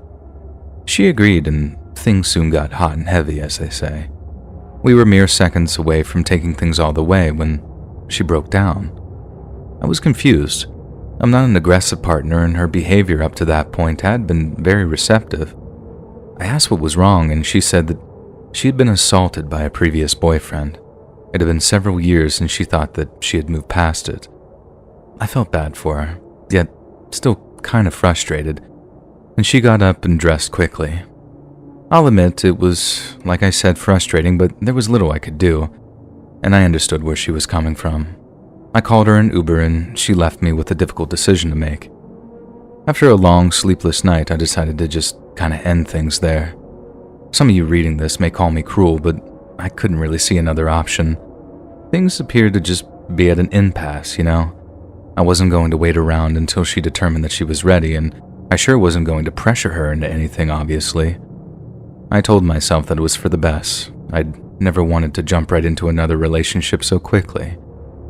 That wouldn't benefit either of us, and I broke things off as kindly as I could. That night never came up. I stressed how I'd felt I'd rushed into things too quickly, and naturally she was a bit upset, but gave no indication of actually being angry. I wished her a happy future and just bid her a goodbye, and normally, that's where it would have ended. I took a month off from dating and Tinder and all that, and when I came back, I matched with a beautiful graduate student just looking to have a good time. This is more of what I was looking for. We met for drinks and hit it off. I went home happy with a spring in my step and a gleam in my eyes, they say. And maybe 2 days passed when I got a call from a neighbor. He informed me that there were leaflets posted all around our neighborhood, calling me an attempted predator. I thought this was his idea of some sick joke, and definitely not a good one. I laughed, but he assured me that this wasn't a laughing matter. I demanded proof, and a few minutes later he came to my door with a bright yellow piece of paper, and it claimed the following. On the night of Friday, November 19th, 2021, I was invited on a dinner date with Mr. My Name. After being plied with many glasses of wine, I was pressured into joining him at his home. Although I was clearly unable to consent, Mr. My Name attempted to coax me into his bed. When I refused his advances, he became enraged and threw me onto the street in the middle of the night. Please make sure all your female friends are made aware of the danger they may face by dating this manipulative monster. I can't begin to describe the anger that I felt in that moment. It was made worse when the neighbor asked me if it was true. Of course it wasn't, but when someone asks that type of question, it's a good indication that they believe it. Rather than strangle him, I did my best to assure him it was not. And his reception was less than convincing, but I had more pressing problems at that second. I had to get all those flyers, or whatever you call them, before any more impressionable idiots saw them. I spent most of the day pulling them from light poles and bulletin boards all over town. I'm still not sure if I got them all, and I counted over 200 when all was said and done. Then, out of nowhere, I discovered that I had been banned from Tinder after someone filed a complaint against me. My life felt like it was spiraling out of control, and I was desperate to stop it any way I could. What came next was probably the biggest mistake I'd made during this entire ordeal. I worked myself into such a muddle I did the one thing I shouldn't have. I contacted her via text message to confront her. She promised to retract her claims if I agreed to meet her face to face, and I took the bait like a sucker and drove to her house. We sat down at her kitchen table where she explained how hurt she felt. I wasn't interested in hearing any of it, but I was willing to suffer to save my good name. While she did so, she kept a glass of wine close at hand. She had clearly been drinking even before I arrived. After an hour, everything appeared to be handled. As I prepared to leave, she began coming on to me, and I mean in a very obvious manner, and I almost gave in, but then I remembered our previous problem and I shut her down. She was not pleased. She hissed and walked off toward the kitchen. I figured that she was getting some more wine, and it seemed like a great time to sneak away. I was putting on my jacket when a crash came from the kitchen. I hurried in to see what the matter was and was met by a shrill screeching. She rushed towards me with the stem of a broken wine glass and stabbed me with it. She retracted the jagged stem from the wound and snarled like some freaking animal. I was in shock, and I froze for a brief moment, unsure of how to react. Then she lunged at me again, just missing, and I took off. She pursued me out to my car and pounded on it as I sped off, and I just drove straight to the hospital, calling 911 as I drove. I informed the dispatcher which hospital I could be found at if the police needed to speak to me, and sure enough, an officer arrived as I was being treated for my injury. Luckily for me, she hadn't hit any major arteries or organs or anything like that, and the cop let me know that my assailant had been arrested, but what came next was a complete surprise. I was shocked to learn that she had a previous conviction for stalking and assault, and I surmised that it was a similar situation. Monday came around, and despite what I had hoped, my attacker was given bail. She paid and was out in time for dinner. I was furious and gave the assistant DA a piece of my mind, and while I waited for the trial day to arrive, I remained in a constant state of fear. I could swear that I saw her once or twice over that period, but I was in such a frazzled state that it was possibly my imagination.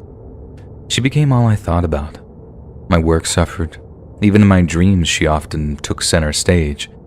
She refused several plea deals and insisted the jury would acquit her. I know it was all a stall tactic, and she was assembling all the elements that she would need to what I thought would be to disappear. And the first rumblings began during jury selection. She had not been present for the procedure. Although she wasn't required to be, it didn't bode well. Then when the trial began in earnest, her lawyer was finally forced to admit that he had lost contact with his client several weeks prior. Now today is October 28th as I write this, and she's been missing almost 2 months. I sit around wondering what my future may hold. Hopefully she's done the wise thing and is currently laying low halfway around the world, or something. On the surface that appears to be the case. Yet for some reason, I'm not totally convinced. My former love interest is a highly successful and intelligent woman. It's largely what drew her to me from the beginning. I have a creeping suspicion that she may be focusing her vast resources into getting back at me. Whatever form that may take, I'm not really sure. Naturally, I fear she'll go to the conventional route and just end my life, likely by her own hand, maybe another stabbing. However, she is more than capable to go even further and extend my suffering indefinitely. And this is why I'm going to all the trouble to post my side of the story. I'm well aware I probably come off as a jerk in some circumstances, but I don't care. I just want a record of the truth to be available publicly should I disappear. My lawyer also has a copy in case I'm no longer around to testify on my own behalf. It's doubtless that law enforcement will eventually catch up with her at some point.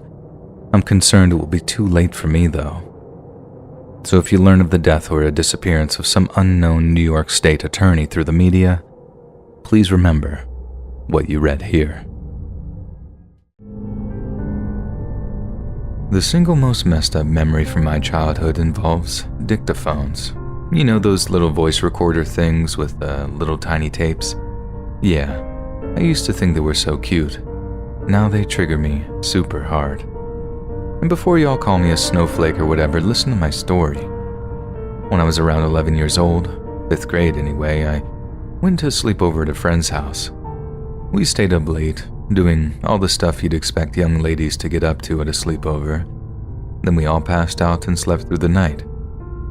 The next morning, the girl whose house it was, her dad comes into the kitchen with a little dictaphone in his hand. He's got a big smile on his face, and right in front of us, he starts playing the tape back. We all hear our own voices, talking about our crushes and all this other stuff. He'd been recording us, and apparently, he'd hidden the recorder in one of her stuffies or something. I'm honestly kind of freaked out by this, but I'm too shy to actually call him out on it, so we all just sort of let it go and chalk it up to a weird dad behavior. Years later, the girl and her weird dad move away and we all lose contact as we go our separate ways. Then, about 14 years later, the girl finds me on Facebook.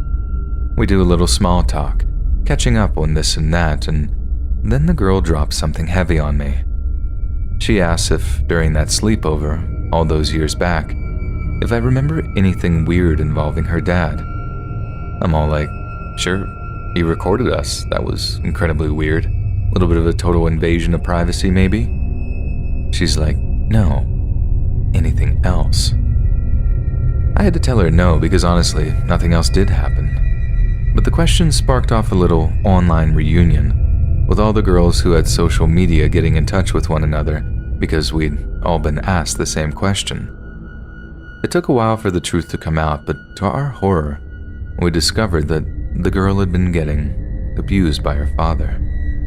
The whole idea of recording our conversations that night wasn't part of some kooky prank or whatever.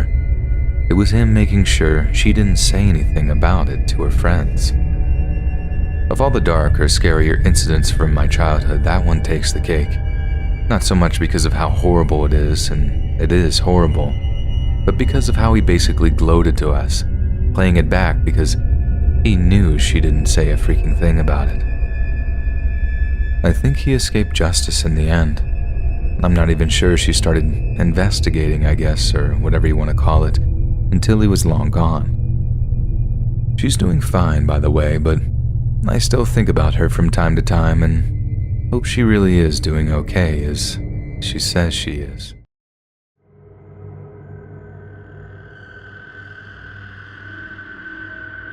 When I was 12 years old, my mom and I became homeless, and there was a waiting list of about 6 weeks before there was space for us at the local homeless family shelter. Thankfully, though, we were able to stay with a really good family friend of ours for the 6 weeks, which has a bed set. Communal living with shared bathroom kitchens and laundry facilities, I was really happy with this arrangement.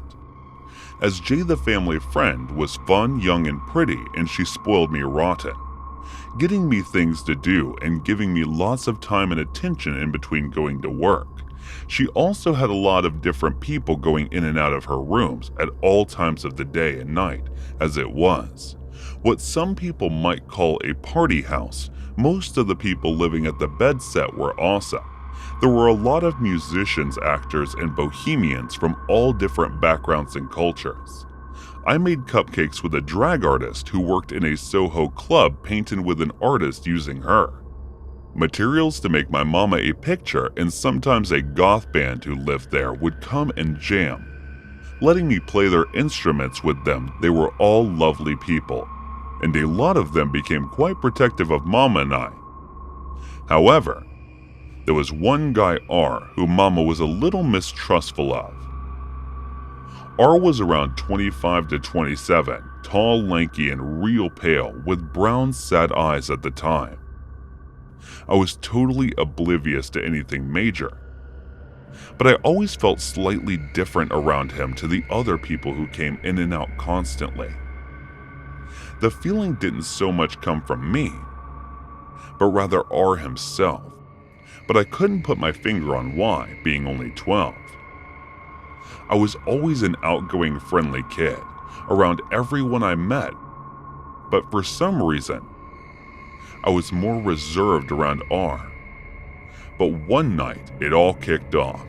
It was a Friday, and my Uncle P had come to stay. That evening, Uncle P had made macaroni cheese for Mama, me, and himself, and Jay was getting ready to go out for the evening.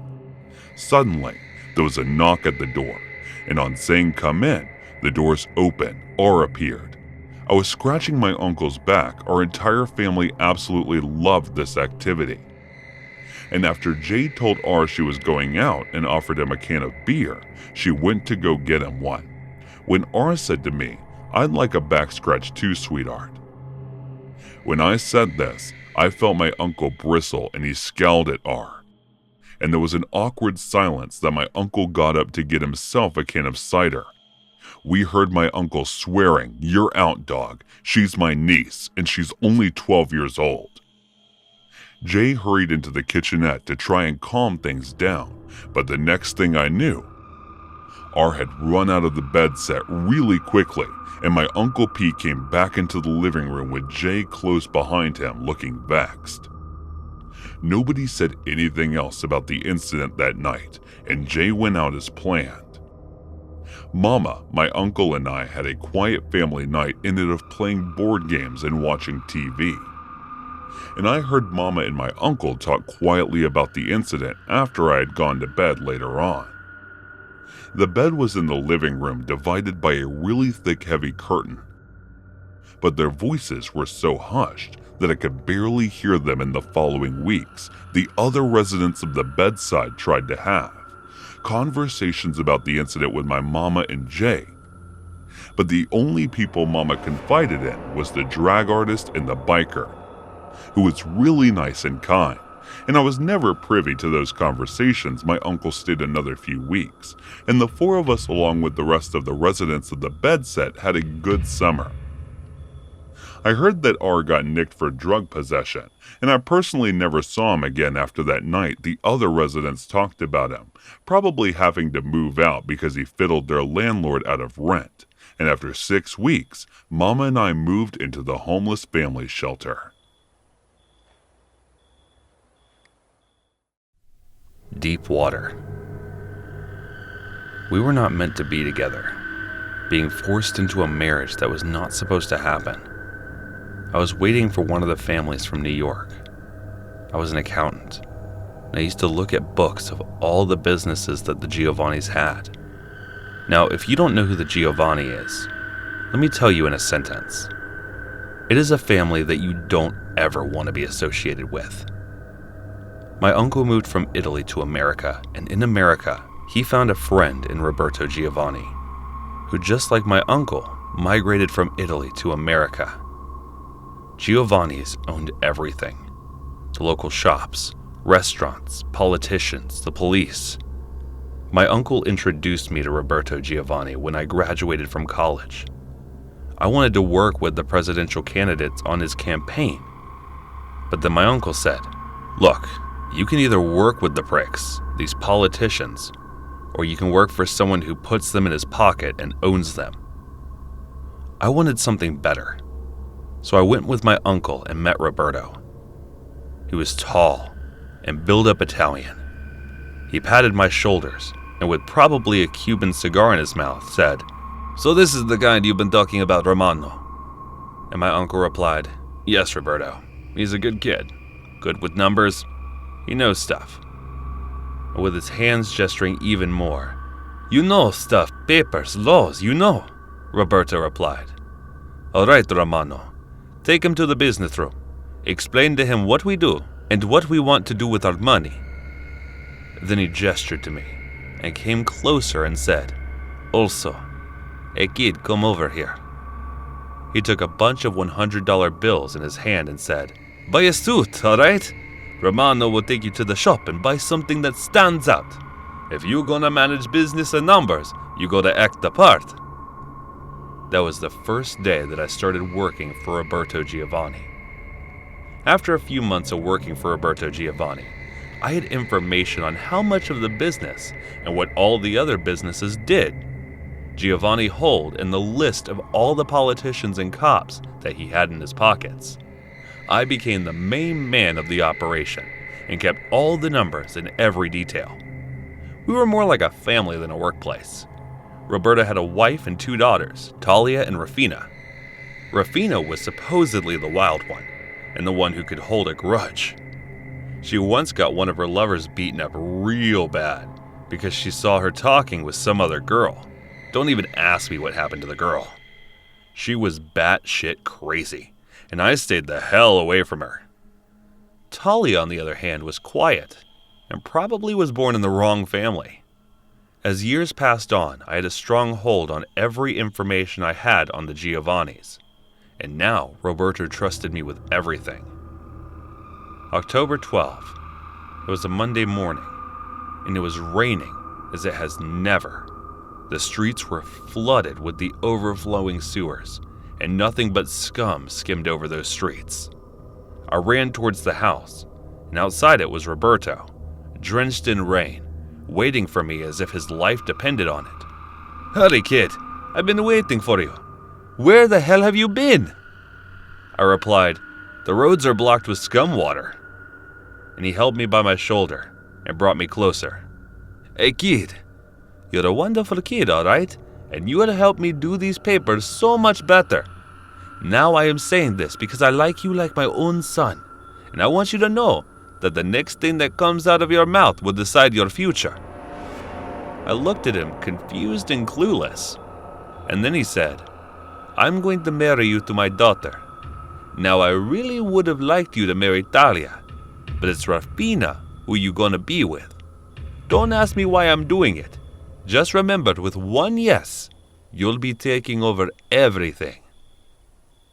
He married Rafina because he was scared that she might actually end up screwing the whole family over.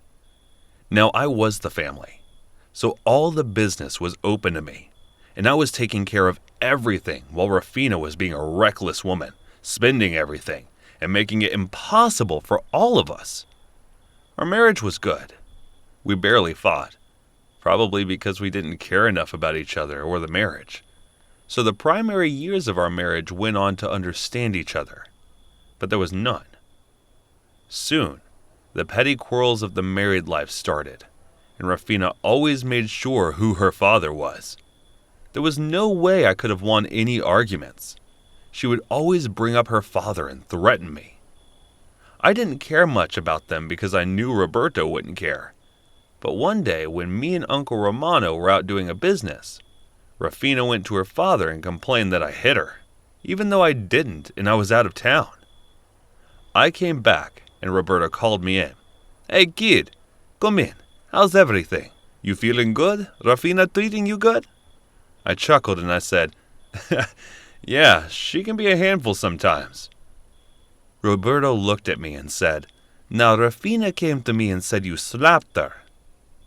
I objected in between, and he injected and continued, "Wait, I know you didn't. You were out doing a job I sent you to. I know it. But the thing is, my daughter, she's got the habit of having everything. and now it's too late to correct it. I just want you to know, I don't have any hard feelings for you. I love you, and you're my son, alright? Stop calling me Mr. Giovanni, and call me Dad like Rafia does, okay? Completely confused by this conversation, I started heading back to my home, and I was pretty tired from the trip, when suddenly, one of the goons of Roberto roughed me up. And now the conversation made sense. I went back home with a broken nose and saw Rafina smiling. I looked at her and said, "Glad my broken nose made you smile." I woke up angry. I was pissed about the whole incident, and the incident triggered something in me. There was this sudden desire for revenge that I had. I went to see Roberto the first morning. I went and he welcomed me and asked me while laughing, "What happened to your nose? You're an alright kid. I'm sorry. I got to make my daughter happy too. And also, I got you both tickets for Italy. You leave in 3 days." And that was it. That was my limit. I was done being controlled by a scum of a family. So I decided to take my revenge on them. I had 3 days to arrange everything, and so I packed up all the papers and all the documents. It was all a strong evidence against the family, and I gathered them all and went to the feds. I knew which one to go to. Every cop and politician was under the payroll. I had them on my list. This was a very big catch for the feds, and I did not want any part of it. So I told the feds what I wanted to do. 3 days later, I and Rafina were on a boat in Sardinia, Italy. We were getting ready to head to the sea to watch the dolphins. As soon as we entered the deep waters, we could see the dolphins emerging, and I saw her eyes sparkling. For a minute, I looked at her, and there was this rare innocence in her. But I was definite about my goal. I took out my phone and called her father, and gave the phone to her. She refused, but then I said, "This could be the last time you talk to him." She snatched the phone from my hand, all confused, and turns out it was the last time that she talked to him, in the middle of the sea, in the deep waters. She found out that her dad was shot by the feds. They wanted to bring him in, but he wasn't ready to give up. She was devastated, and came in close and hugged me. I stood there for a second, and then she asked me, "Who would do such a thing?" As she was crying and holding me, I stepped back and broke the hug. I looked at her and smiled. It was me. I made it possible. I almost kind of knew the old man would panic, but really, the feds? He thought he could outrun the feds. He was way over in his hand. Well, God rest his soul in hell. She was furious, and as she tried to charge on me, the 2 men in the boat held her. I hired the men to make sure that she doesn't act the way she is. She looked at me. "Why would you do it? You're a murderer." I looked back at her and I chuckled. I did not murder him. He was killed because of his actions. He was a piece of shit. Do you know how many people has he killed or got killed? Because I know. I have their names. So, good riddance. Now her tears were all settled. So she looked at me and asked, "Who helped you?" And I looked at her excitingly and said, "Wouldn't you like to know?" And then I told the men to tie her up, and they did exactly what I said. They tied her up, and she was sitting down on the corner of the boat. Soon, another boat came in, and we all boarded the other boat. She was still sitting in the corner with her hands tied, and the boat was empty. It was just her, in the middle of the sea, in the deep waters. Now, I could have just killed her, but I wanted her to suffer. The boat had a bottle of water and supply that would last her 2 days. Now I gave her a choice, to come back with me and live like normal people doing normal things, or she can act like the tough gangster daughter she is and try to make out of the place on her own. She was stubborn, so she chose to stay back on the boat on her own. So in a way, I did not kill her. She probably did it herself. I came back a week later and took care of all the legit business Roberto had and married Talia. And for the next few years, enjoyed my life to its full extent. It has been 6 years since that incident, and today, I received a letter in my mailbox, a postcard from Sardinia that said, "Hey, husband."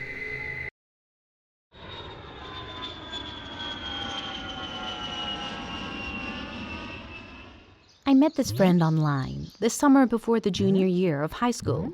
I was 16. His name was Josh. We clicked instantly. Our sense of humor matched up, and we very quickly became really good friends. He was a guy, and I a girl. I held no romantic feelings, more so I had a boyfriend. When I was 16, he was 19 and had romantic feelings towards me, and he let me know 6 months into our friendship. He loved me. We didn't have a stable friendship, as he would flip out a lot and would go on extended amounts of time without talking to me. He told me that he couldn't bear to talk to me, knowing that we couldn't be together because I was dating someone else. But I know it was more of a control thing. He wanted to make me feel like I was missing something out. He really hated women.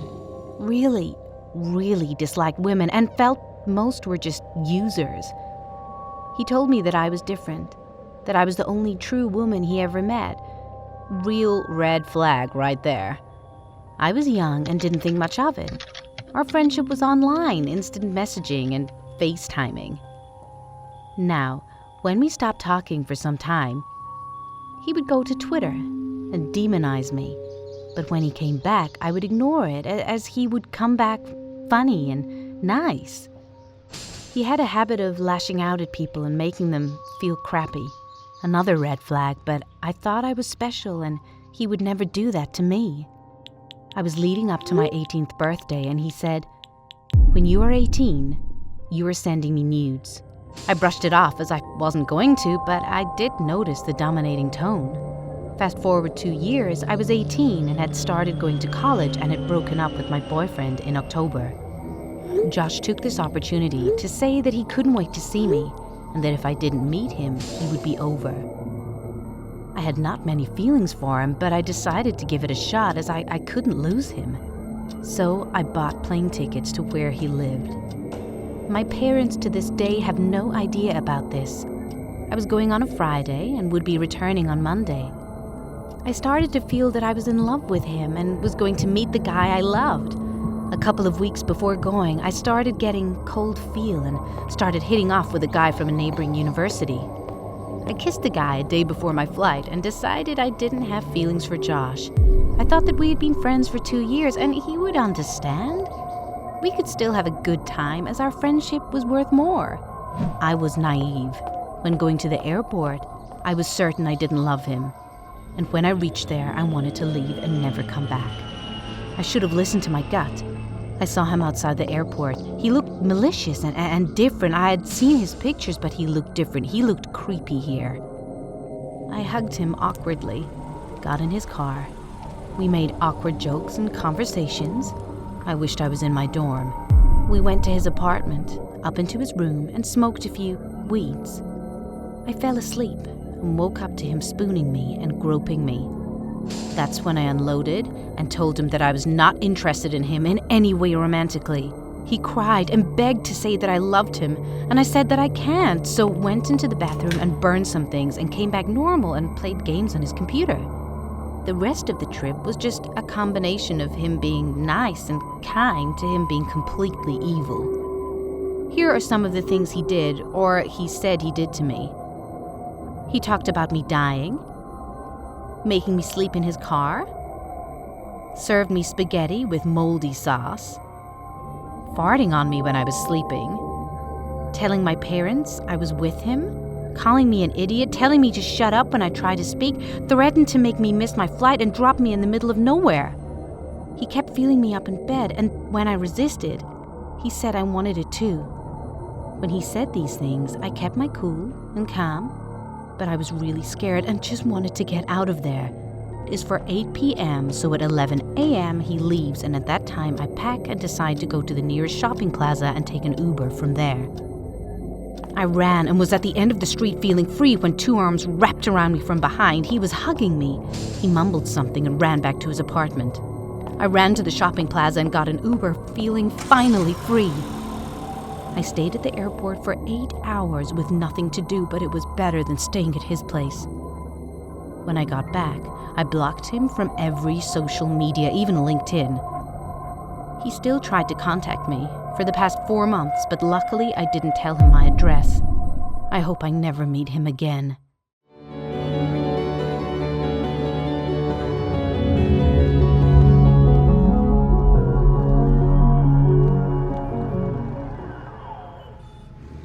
So right when I was fresh out of college, I managed to land myself a job with an engineering firm over in Pennsylvania.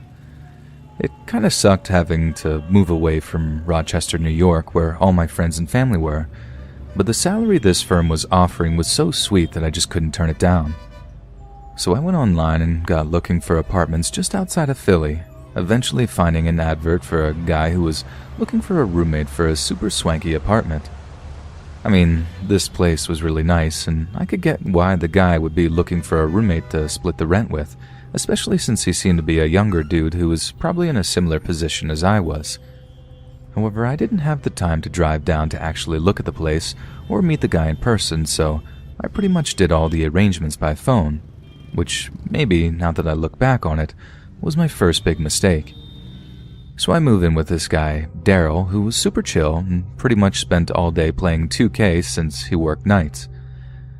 I figured that he must have had a pretty high-paying job, and since he had this huge flat-screen TV, lots of expensive clothes, a nice car, the works, really.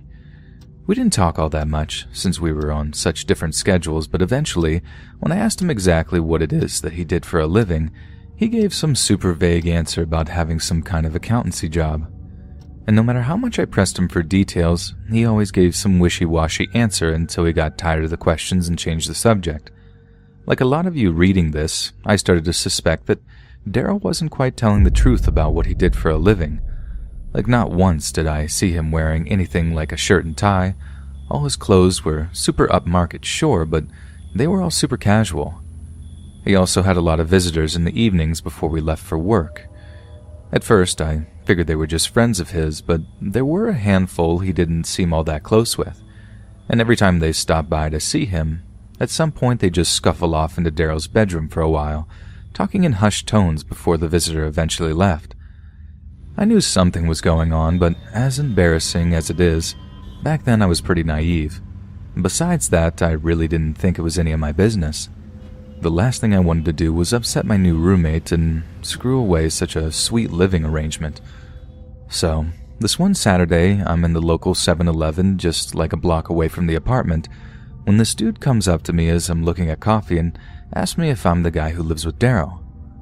Obviously, I'm all like, yeah, good to see you, dude. I didn't recognize the guy, but I figured that he'd visited the apartment one time and I just couldn't quite remember his face. He's being all friendly and whatnot, making small talk about this and that before he asked if I know whether or not Daryl was at home right then.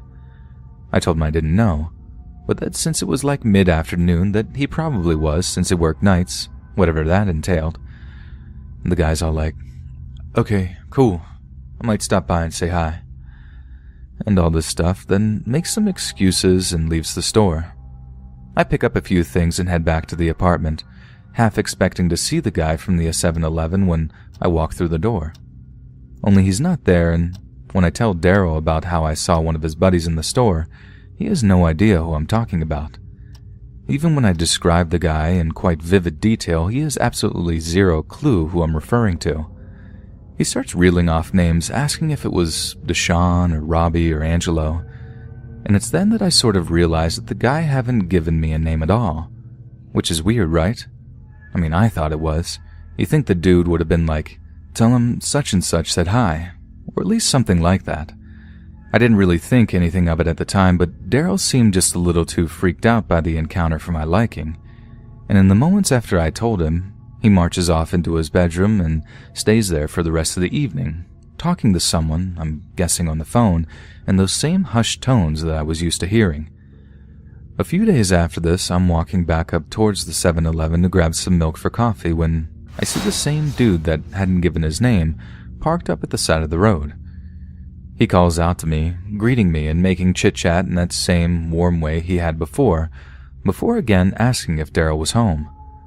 This time I straight up lie to him, telling him that, yeah, Daryl was home, only this time he was with a bunch of his friends playing 2K. He wasn't. He was actually out visiting family across the city, but there was something about this guy that I really didn't like. I quickly make an excuse telling him I had to go, and it was only then that this guy's demeanor started to change. He wasn't all smiles and laughs anymore. He just eyeballed me as I walked away, and he was still there when I walked back, just watching me as I walked towards our apartment. I should have seen it coming, and I feel like such an idiot for not knowing what I was headed for. But I guess in hindsight, it's always 2020. Because a couple of nights later, I was just about to catch some sleep when Daryl finally comes home from work. He seems a little shaken and asks me if anyone had called by the apartment that evening. I tell him no, it's been pretty quiet, but the answer doesn't satisfy him. He asks me if I've seen anyone at all, anyone hanging around the area that I didn't recognize. I'd already told him about the second encounter that I'd had with the 7-Eleven guy, and this time it had creeped him out even more. He asked if I'd seen that same guy at any point that evening, and I told him no, that I hadn't seen him since that weekday evening. I turned the whole thing around and asked him why he was so nervous about this, if anything had happened at work that evening, but he was his usual cagey self. He just retreated to his bedroom where he apparently went straight to sleep, which is exactly what I did too. Next thing I know, I'm waking up to this loud banging on the front door to our apartment. I had pretty much knew exactly what the deal was. Daryl had gone out to make a call, as he sometimes did at this time of night, and had left his keys in the apartment. This had happened a handful of times before, and I was honestly getting really sick of being woken up by it. I had suggested he actually put his car keys and apartment keys on the same key ring, but nope, apparently that meant if he lost one set, he lost both, which maybe was quite a smart idea in the long run, but that's beside the point. So I'm all bleary-eyed, shuffling toward the front door in my underwear and a t-shirt when he starts banging again. I'm like, all right, I'm coming. Stop with the banging, Jesus. Before I undo the deadbolts and open the door, I start saying something like, you really should just attach those freaking keys, when I see it's not Daryl at all. In fact, I have no idea who the guy at the door is, because he's wearing a freaking ski mask, and I have absolutely not the time or will to ask him, nor the other two idiots that he's with, because as soon as I open the door, he points a gun in my face, and then frog marches me back inside the apartment before locking the door behind them. The ski mask guy makes me kneel on the floor in the TV room and whispers to me that if I shout or anything, he's going to blow my brains out. I was absolutely terrified. I mean, more scared than I've ever been in my entire life. I had these uncontrollable shakes, like I had trouble just holding my head up. It was more comfortable for me to just rest my chin against my chest and pray that it'd all be over soon. This had a dual purpose too, because the last thing I saw before I did so and shut my eyes tight was one of the guys placing an empty plastic bottle of the muzzle on his pistol. Naive over something I was, yes, but I knew enough to know that this was some kind of ad hoc way to silence a shot. I didn't want to see what happened next, and I'm glad I didn't, because they burst into Daryl's room, and I heard the pop of that pistol as they shot him.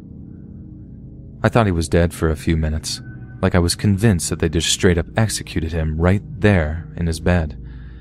And that was until they dragged him out of the bedroom, bleeding and cursing, and threw him down on the TV room floor a few meters away from me. The one guy kept his gun to the back of my head while they pretty much tortured Daryl right there in the TV room. One guy stamped on the bullet wound that he had, leaning on it with his sneaker while the other forced his face into a couch cushion to muffle the screams. I mean, it was all obviously horrible what they were doing, and that was disturbing enough. But what really got me was how they seemed to enjoy the whole thing, how they seemed to take an immense amount of personal pleasure in causing us both as much pain and distress as was physically possible. It was like hearing Darrow's cries of pain was the funniest joke they'd ever heard, how the sight of his blood was the most fascinating, satisfying thing they'd ever seen. And it was then that it all came out. Like I said, you might have guessed what the deal was by now, but I pretty much had no idea back then. I was just so young and dumb. Darrow was a drug dealer and this was a robbery. So they beat the life out of him until he finally spoke up and told them where he kept his money in his stash. But I mean, for a while there, I thought they might have gotten the wrong place. Darrow flat out denied knowing what they were talking about and insisted that they got in the wrong place and how there was nothing to find there. But in the end, he broke and told them. They then took to clearing him out, and from what he told me, after he'd been discharged from the hospital for a fairly superficial gunshot wound to the shoulder, they'd taken him for about $20,000 plus. I had to cover Darrow's rent for a few months until he was well enough to get himself a real job. Turns out he was an actual college graduate with a business degree and was dealing in college to make a little money. When he graduated, the money came too easy that he just didn't bother to get a legit job. He wasn't a gangster. He just didn't have that kind of personality, which I suppose is what made him the perfect prey for the actual criminals that broke in that night. We got over what happened, but obviously Darrow still has this big old scar on his shoulder, a reminder of one of the worst nights of our lives, one that'll always be with us no matter where we go, or what we do, or who we become.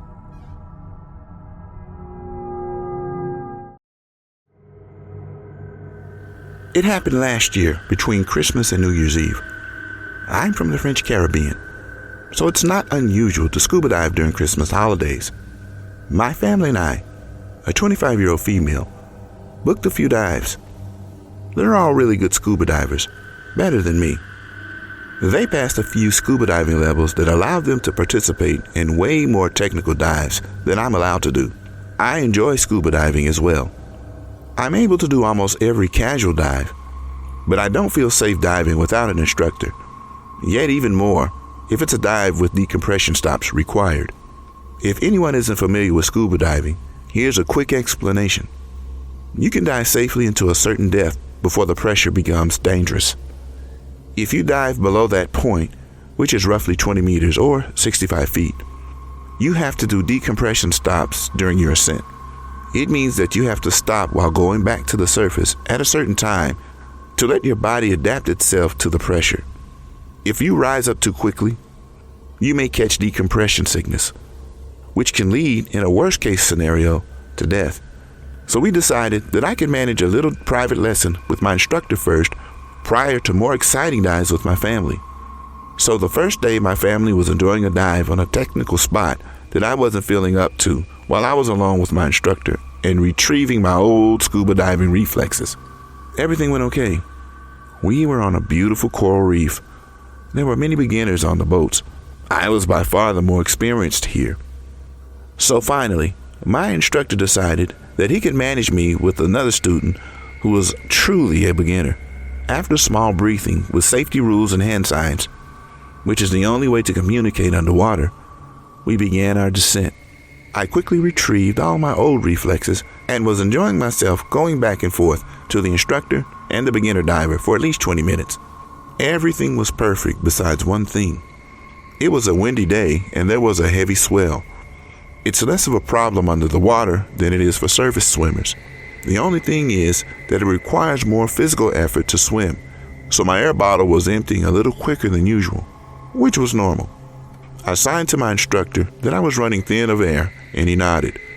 It was at this level far from being critical. It was at this moment that I saw a young man swimming towards me. It wasn't the instructor nor its student. I've never seen him before, but he was in full scuba diving gear, and we were the only dive boat on the spot, so I assumed he was with us. And I just didn't pay any attention to him on the boat. He was swimming fast towards me and then signaled to me that he was out of air. When a failure happens while scuba diving, there is a very strict procedure. You have to help the person with no questions asked. because every second is vital. You find on underwater gear you have breathing devices, regulators, octopus, I'm not sure about the English word, a main device, and a spare device. So I handed the guy my spare breathing device, which means that we were both breathing with my gear, consuming twice as much air as I was consuming alone. I waited till the guy seemed to calm down and tried to hand sign him to go see my instructor. He nodded no and signed to me to start an ascent. I understand this procedure. I was a little low on air, above the decompression stop level, so the right thing to do was going up to the surface before having an air failure. I had to tell my instructor first. This guy was very reluctant, which was strange. It would have taken us like 30 seconds to tell the instructor, and he would have started an ascent with us. During this time, I was panicking at seeing my own level going down, and I saw that our instructor was staring at us quizzically and swimming towards us. It was at this moment that the guy let go of my spare air device and started swimming away, breathing again in his own breathing device. I was totally lost and started my ascent with my instructor. Once at the surface, because of the tides, I was feeling dizzy and nauseous, so my bizarre encounter wasn't the first thing that I debriefed. It was after I calmed down and the boat was driving us toward the beach without the strange guy that I asked my instructor about what happened. I don't know, maybe a guy who lost his group and needed some time to calm down. They replied, "Okay." Why did he tell me that he was out of air though? My instructor told me that I probably misunderstood his hand signal, and that he was probably not telling me he was having an air failure because he left breathing in his own device. I'm sure I saw him do the air failure sign, but it was okay, I guess. The next day, I joined my family during my dive, and the instructor was different. It was a girl this time, Charlie. I've had time to think about that guy, and I was worried about him. So I told everything that happened to Charlie and asked her if she knew the guy and if he was okay, because I didn't see him going back to the surface. She asked me to describe him, which I did. She told me, "Oh, that's Marvin. Don't worry about him. He's preparing himself to become a scuba diving instructor. Every time he has a day off from the restaurant, he's working here. He asked us to dive him on the coral reef that morning and to pick him up in the afternoon. I ate at his restaurant this noon, saw him. I was feeling relieved and told myself that it was just a comprehension issue with Marvin." The rest of the week went without any incident. I was doing more and more technical dives, and everything went very smoothly.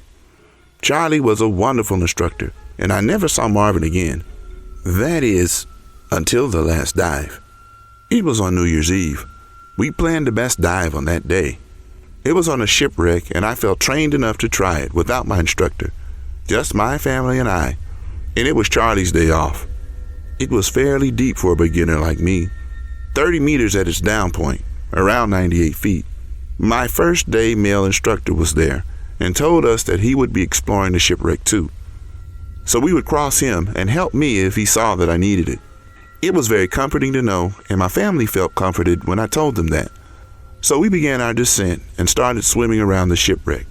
We crossed our old instructor twice, but every time I signed him that everything was okay. It was at that moment that I saw Marvin swimming toward me. At this moment, I was about 5 to 10 meters above my down point, but still staying under my decompression stop level. I was a little surprised, and even more surprised when he signaled me again that he was out of air. I was distrustful, but if there was any chance that it would be true, I couldn't not help him. So I handed him my spare breather. But this time, I had a lot of air left, so it wasn't really an issue. He took it, started breathing it in, and took my arm. I reached to see his air level instruments, but he prevented me from seeing it. Then he signed me to start in descent with him. I immediately signed no. I wasn't at my deepest when he reached, but I have been deeper during this time, and I've had a decompression stop to do.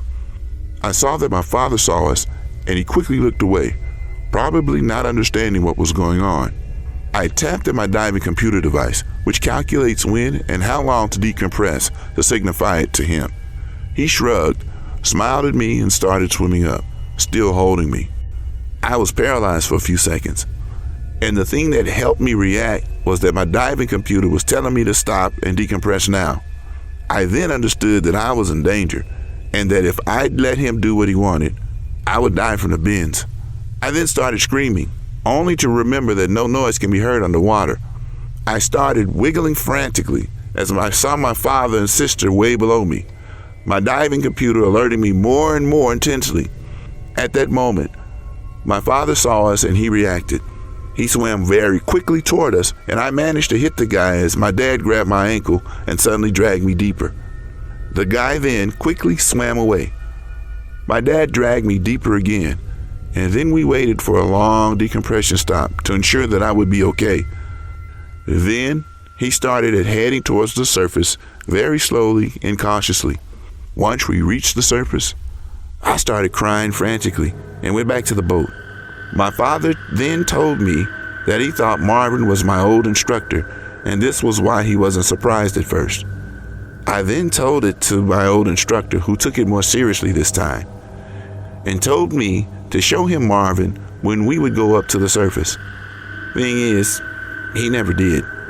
The next day on New Year's, we went one last time to the scuba diving club because my little sister had a diploma to collect.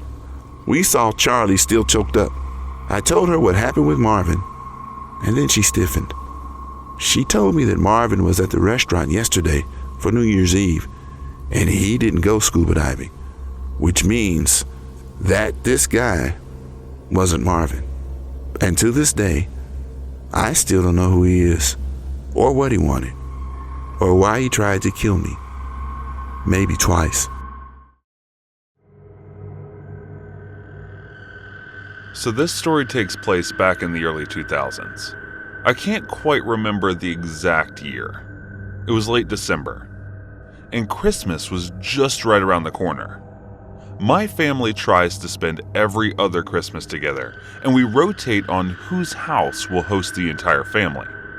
This year, it was my mother's turn. It was dinner time, and as you can imagine, with so many people in one house, it can get pretty crowded at the table. Most everyone decided that we're going to eat in the living room. Sometimes my mother didn't mind considering the fact that our kitchen table only sat, for I was sitting at the table next to my aunt with my small body. It was easy for me to sit on one side of the table with her. I had just stuck a large piece of broccoli on my fork and attempted to shove the vegetables in my mouth, when it fell off my fork, landing in the cup of juice that I'd been drinking. I was disappointed, but the most rational thing in my mind. I got up with the intention of dumping out the drink in the sink, but before I could move, my aunt stopped me, questioning as to what I thought I was doing. I told her what happened and showed her the broccoli that was quickly starting to break apart in my drink. I turned to go dump the cup down the sink when my aunt stopped me again, telling me not to be wasteful and fish out the broccoli and drink the juice. I laughed, thinking she was joking, telling her, "You crazy," in a joking manner. But she didn't take it that way. Oh boy, did she not take it that way at all. My aunt went eerily quiet, and her face goes blank. I can instantly feel a cold chill run up my spine, and honestly had felt like I had stepped on a landmine. My aunt tells me in a low tone, "Don't call me crazy." My smile had long been wiped away, and I tried my best to backpedal, explaining to her that I didn't think that she was actually crazy, that it was just a playful spin on words. This didn't go over well either, because she grabbed my arm and leaned in closer, repeating, "Don't call me crazy." I instantly know that if I don't apologize, something bad would happen. So I quickly apologized to her, and that seemed to satisfy her. She made me sit down and hovered over me until I ate the now extremely soggy broccoli and chugged down the cup of juice. Now, this might not seem terrifying or scary at all. Well, that was just the setup for the events that were to follow that evening. Later that night, most of my family had gone out. I can't remember where, but the only people in the house were myself, my older sister, my aunt, and her daughter, my second eldest cousin. I was sitting in my room watching TV when I started to hear yelling from the remover. It quickly got louder, and I knew it was my aunt and cousin. I'm not sure what it started the whole thing, but I do know why it had escalated the way it did. The two were having an argument over something, when my cousin told my aunt she was acting crazy, as she did the same thing I had done earlier. But unlike me, my cousin didn't apologize. She tried to explain to her as I did, but just like before, she wasn't having any of that, and my aunt exploded. I'm sitting in my room terrified when I hear a loud bang from the wall causes me to jump. After the bang came my cousin's screams of pure terror. I was too scared to move until I heard Russian footsteps. I look at my door and soon see my sister running by. Next thing I know, I can hear my aunt screaming and ranting at the top of her lungs, my sister pleading and begging her to stop, and the psalms my cousin along with a loud thud noise. I finally get enough courage to leave my room and look into the next room. And what I saw was an image seared in my mind to this day. My cousin was on the bed in the fetal position, trying to make herself as small as possible, just sobbing. She cried so much that she left a large wet spot on the bedspread. My sister's laying on top of her, using her own body as a shield, and my aunt is hovering over the two, just screaming like a mad woman, and in her hand is one of her shoes. It was one of those women loafers with a light sole and slight heel. She was using the shoe to beat both my sister and cousin, swinging away trying to make contact with any amount of skin. She was really just trying to get my cousin, but didn't care that she was hitting my sister in the process. I'm frozen in absolute fear, never having seen anything like this before. Sure, Mother got mad at me and I got the occasional spanking, but nothing like this. I'm afraid to even say anything and fear that my aunt will turn on me and start attacking me. I slowly start to back away when I look to the ground. That caused my eyes to widen. On the floor was my sister's jewelry box. It was all wood and had magnetic drawers to prevent the jewelry from spilling out if you knocked it over. It was just laying on the round, all the drawers open, and jewelry spilled on the floor.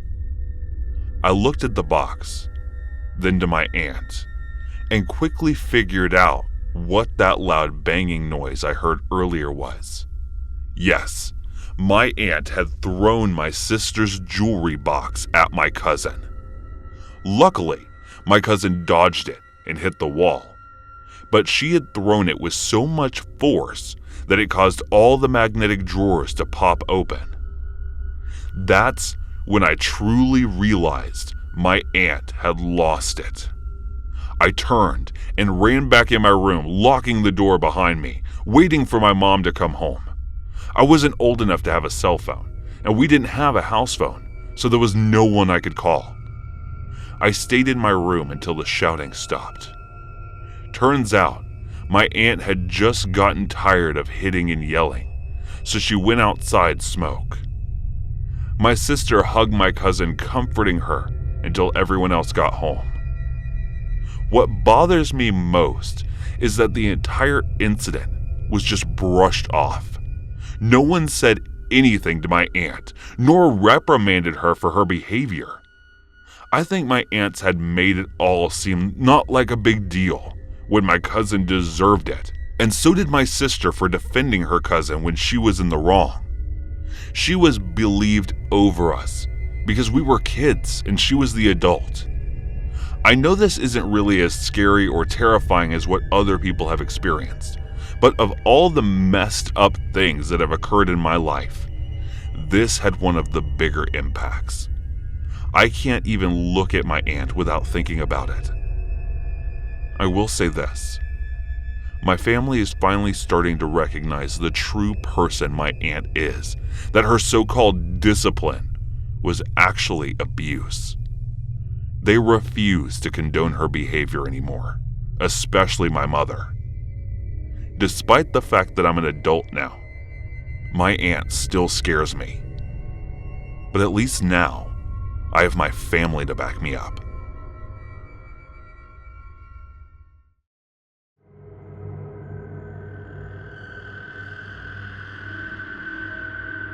On the night of March 15th, 1989, Tracy Lynn Kirkpatrick was working at Alien Ladies Sportswear in Frederick, Maryland. Tracy was an introverted young woman, often opting to communicate her thoughts and feelings through handwritten poetry that actually verbally conversation. She was also something of a bookworm and excelled in her academic life. She was also extremely hardworking, holding positions to retail jobs in order to save money to pursue for a law degree at an Ivy League university. One of these jobs was at the previously mentioned sportswear store, where on the night in question, she was working the closing night shift at around 6 p.m. On March the 15th, Tracy's mother arrived at the store to bring her daughter some dinner. She was a supportive, loving parent who often brought Tracy a plate of home-cooked food, which Tracy would then share with her colleagues on duty. She later said that nothing appeared amiss at the store, and that her daughter seemed to be in a perfectly jovial mood. 2 hours later, Tracy's manager finished her shift and departed the store, as it was routine that lower employees would cash up and lock down the store at the usual closing time at 9 p.m. No sales were recorded after that point, so if there had indeed been any visitors, they certainly hadn't bought anything from any of the clerks. After closing, one of the unit's security guards, I happened to notice that some of the store's lights were on long after they should have been turned off. So at around 10:30 p.m., he entered the store to investigate the situation. Concerned there may have been an intruder who was using the lights to steal merchandise, having broken in using a back door, he took out his key to unlock the front entrance of the store, only to find that it was still unlocked. Deeply concerned, he thoroughly searched the front and back areas of the premises, only to make a terrifying discovery. In one of the back storage rooms lay Tracy Lynn Kirkpatrick. There was a puddle of blood beneath her unconscious body, along with stab wounds to her chest and back. The security guard then rushed to call emergency services, hoping she could still be saved. But on arrival, paramedics found that she could not be revived, and they announced her dead on the scene. Police then arrived to cordon off the area so that a forensic examination could be undertaken. Horrifyingly enough, Tracy's parents were also on their way to the store, concerned that the daughter was having car trouble and might need a ride back home. But when they arrived on the scene, they saw the blue flashing lights of police cars and feared for the worst. We cannot imagine how painful it was to have their worst nightmares confirmed, that their only daughter had been murdered by some mysterious assailant. All throughout the investigation that followed, Frederick homicide detectives failed to identify any singular motive for her slaying. The cash in the store's registers was still present. Tracy had not been indecently assaulted, nor did she appear to have any obvious enemies who might wish to see her come to harm. There was no evidence of any chase or struggle, which suggested that Tracy knew her murderer as they approached to fatally wound her. Yet, not a single person working at the store that day had seen anything suspicious, or could suggest anyone they thought to be guilty of such a horrific crime. Investigators were completely and utterly flummoxed. That was until 3 months later, when a person called into the U.S. National Confessional Hotline. A recording of the call was made, which reads as follows. Hello, my name is Dawn, and I'm calling from Frederick, Maryland. I know this is going to sound surprising, but 3 months ago, I stabbed a girl to death. And you might think that this is making this tape, I'm setting myself up to be caught, but there are a lot of guys named Dawn in Frederick. The girl I killed was working in a ladies' sportswear store, often came by and talked to her when she was working alone. And one night, when she was in the storeroom and we were talking, our conversation turned into an argument. And so I took out a knife with me I had at all times, and I killed her. And a few days later, I realized I had created a lot of sadness, and I thought about turning myself into the police. But whatever they do to me, they won't bring Tracy back. So I've decided that I better keep free, because we have the death penalty in Maryland. Thanks for listening. I'm sorry about what I did, but nothing can change it. Staff from the confession hotline forwarded a copy of the recording to Frederick Police. The call was traced back to a place called Walkersville, a small town in the same county that was just less than 10 miles away from the alien lady sportwear. 2 weeks after the call, a self-proclaimed psychic telephoned Frederick Police, informing them that their investigation should center around a man she only referred to as Sean. She claimed the Sean character was acting strangely regarding the case, going as far as sending her clippings from newspaper and asking her bizarre and probing questions about Tracy Lynn Kirkpatrick. Apparently, willing to follow up any lead they had, no matter how ridiculous sounding, Frederick Police then descended into Walkersville, where they played the audio recording of the confession to various members of the public in hopes that they might be able to identify the voice on the tape. As it turned out, several people recognized the voice on the tape is neither a Sean nor a Dawn, saying it belonged to someone whose identity was never made public by investigators. This man never arrested or formally charged with Tracy Lynn Kirkpatrick is murder, and despite thorough searches of his property and his complete lack of alibi, he was subsequently rolled out as a suspect. Essentially, the identity of Tracy Lynn Kirkpatrick killer is a complete mystery. But there is one interesting detail that seems to have been completely overlooked by law enforcement. You see, there was a man named Don present at the sportswear store that night. The same security guard that apparently stumbled across Tracy's body is named Don Barnes Jr., and his father is none other than Don Barnes Sr., who was actually the sheriff of Frederick County at the time of Kirkpatrick murder. Despite him being one of the only people present at the time she was murdered, Don Barnes Jr. has never been considered a suspect. Now, this could easily be because whoever committed the murder was well aware of Don's presence in the area on the night of the murder and sought to implicate him. But even if this was the case, surely Don would have faced some form of casual questioning, given that no one else was present when Tracy Lynn Kirkpatrick's body was found. Apparently, he didn't, and many have alleged that this is because Don Barnes Jr. was actually a prime suspect, whose involvement was completely covered up at the hands of the sheriff father. However, the allegations of nepotism are exactly that, purely allegations. And since no one single person has been charged or implicated in the crime in any serious way, the case remains, and may forever remain unsolved. I was 17 at that time, and I need to give you a little background. It was 80s and before cell phones. I'm a female, and I had a best friend at my high school who I'll call C for short. C and I met when her brother asked me to be his girlfriend, and she didn't like me at first. She would walk around me and taunt me, but once I stood up to her, she began to respect me and then got to know me properly. Now, because I knew her and her brother, it was a very short-lived romance.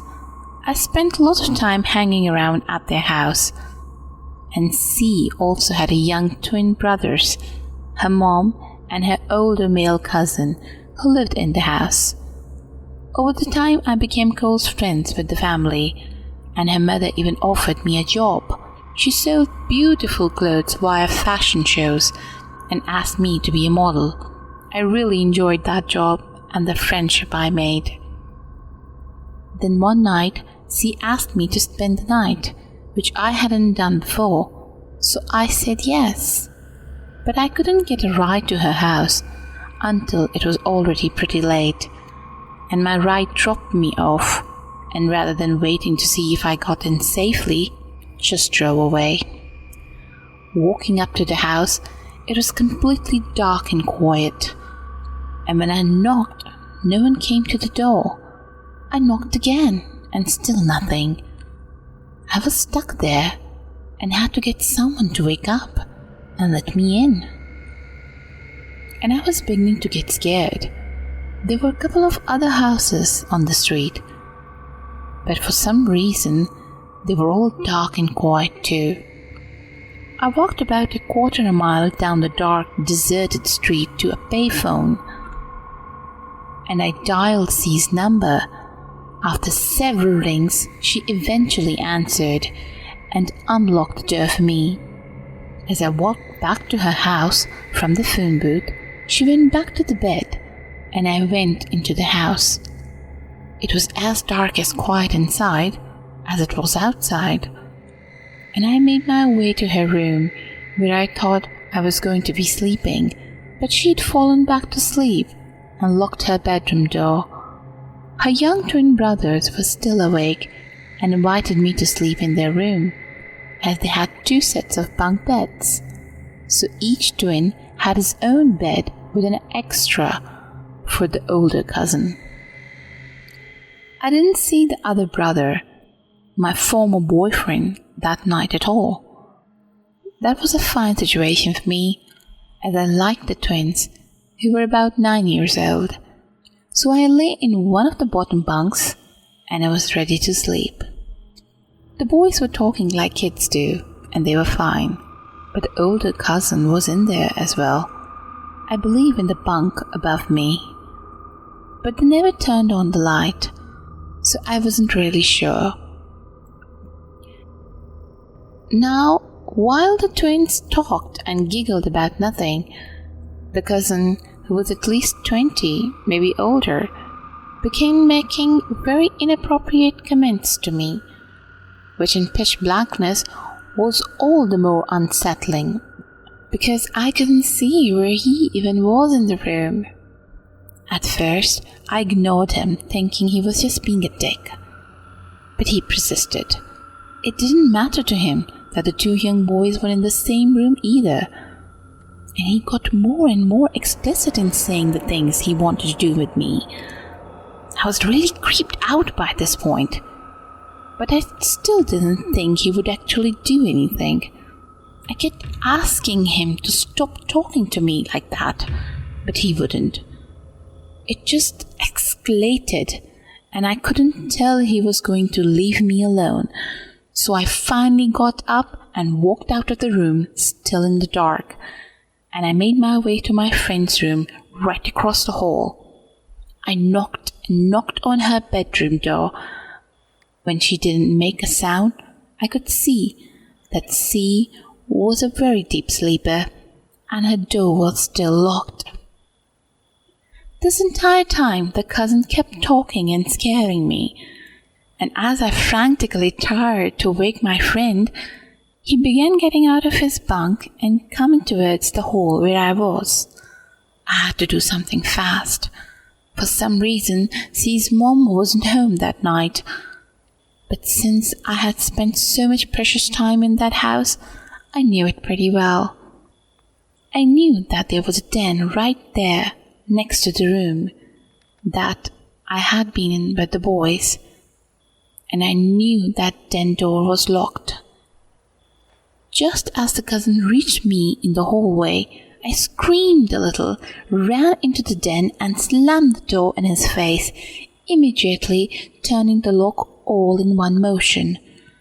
That room was even darker, so the first thing I wanted to do was to turn on the light, but I couldn't find one anywhere. I searched for the light because I wanted to push something else in front of the door, knowing that the little door lock was not a strong one.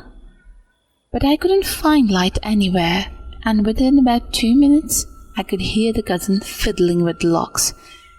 He got it open so fast, he might as well have used a key. So now he had me where he wanted me, and he quickly closed and relocked the door.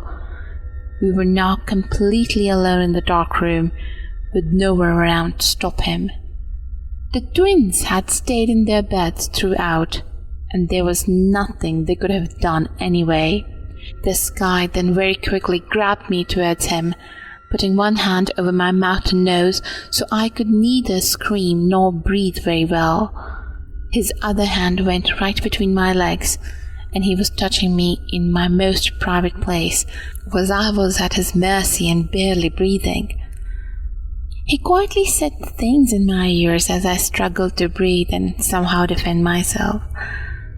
He was behind me, and his arms were wrapped around mine in such a way that I couldn't use them.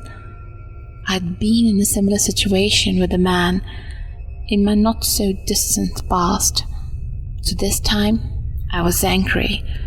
I did not want to do this to happen to me again. He went on for a few minutes, which seemed like an eternity. And just when I thought I'd run out of hope, miraculously, there was a knock on the door of the den. It was my friend C. She hadn't woken up when I was pounding on her bedroom door, but some kind of divine interventions had somehow caused her to wake up now. "What's going on in there?" she asked. The man tightened his grip on my mouth and nose so they couldn't make a sound. And he said to her, "We're okay, we're okay." And here I tried all my might to at least make some kind of sound. But since I couldn't get a breath in, I couldn't manage it. I will forever be eternally grateful for my friend C at that moment, as she didn't just go back to the bed thinking I was messing around with her cousin. Instead, she said that she wanted to hear me say I was okay, and that's when the cousin knew he had lost and let go of me. I immediately screamed, "Help me!" and I ran into her bedroom with her falling behind me. She then closed and locked the bedroom door. I was gasping for air, crying and trying to tell her everything that had happened. She had trouble calming me down, as I was still terrified, and I told her that he could pick her lock if he wanted to and would come in and get me. She promised that she wouldn't let that happen, and much later I was somehow able to fall asleep. In the morning, I woke up instantly, afraid of remembering what had happened the night before, and C wasn't in the room with me. I panicked for a moment, thinking the cousin was still somewhere in the house, but after a moment, I had my friend talking with her mom, who had arrived back home. I joined them at the table and learned that C had already filled her mom in on everything. Her mom told me she was sorry about what had happened, and that morning she had already thrown the cousin out of the house, and that he would never be allowed to come back. At that moment, I had been certain I was going to report it, as I hadn't reported my previous assault, because I felt like it had somewhat been my fault, and I didn't want anyone to find out about it. I was still struggling with the decision, but this time I was angry, and I did not deserve to have that happen to me. These people had felt like my second family for a while, and that mom was my boss at the job I enjoyed very much. I didn't want to hurt them, and I certainly didn't want to jeopardize my relationship with the mom and my job. The most important thing was, though, is this time. I knew none of it had been my fault, and I knew my worth. I realized that no matter what a woman does, nothing gave a man the right to force himself upon her. And I had gained quite a bit of strength through this experience. So the point was not whether I'd reported the incident or not. I'm going to leave that part up to you, the reader, to decide. To all women, even men, that I recommend carrying a pepper spray in a stun gun, as I do now. I won't get into discussion about guns, but you can still stop an attacker, even a dog or a bear, even from a distance of up to 4 yards with a pepper spray, and up close you can disable them with a stun gun and get away safely without killing anyone. My wish for everyone listening this is to please stay safe and be aware of your surroundings.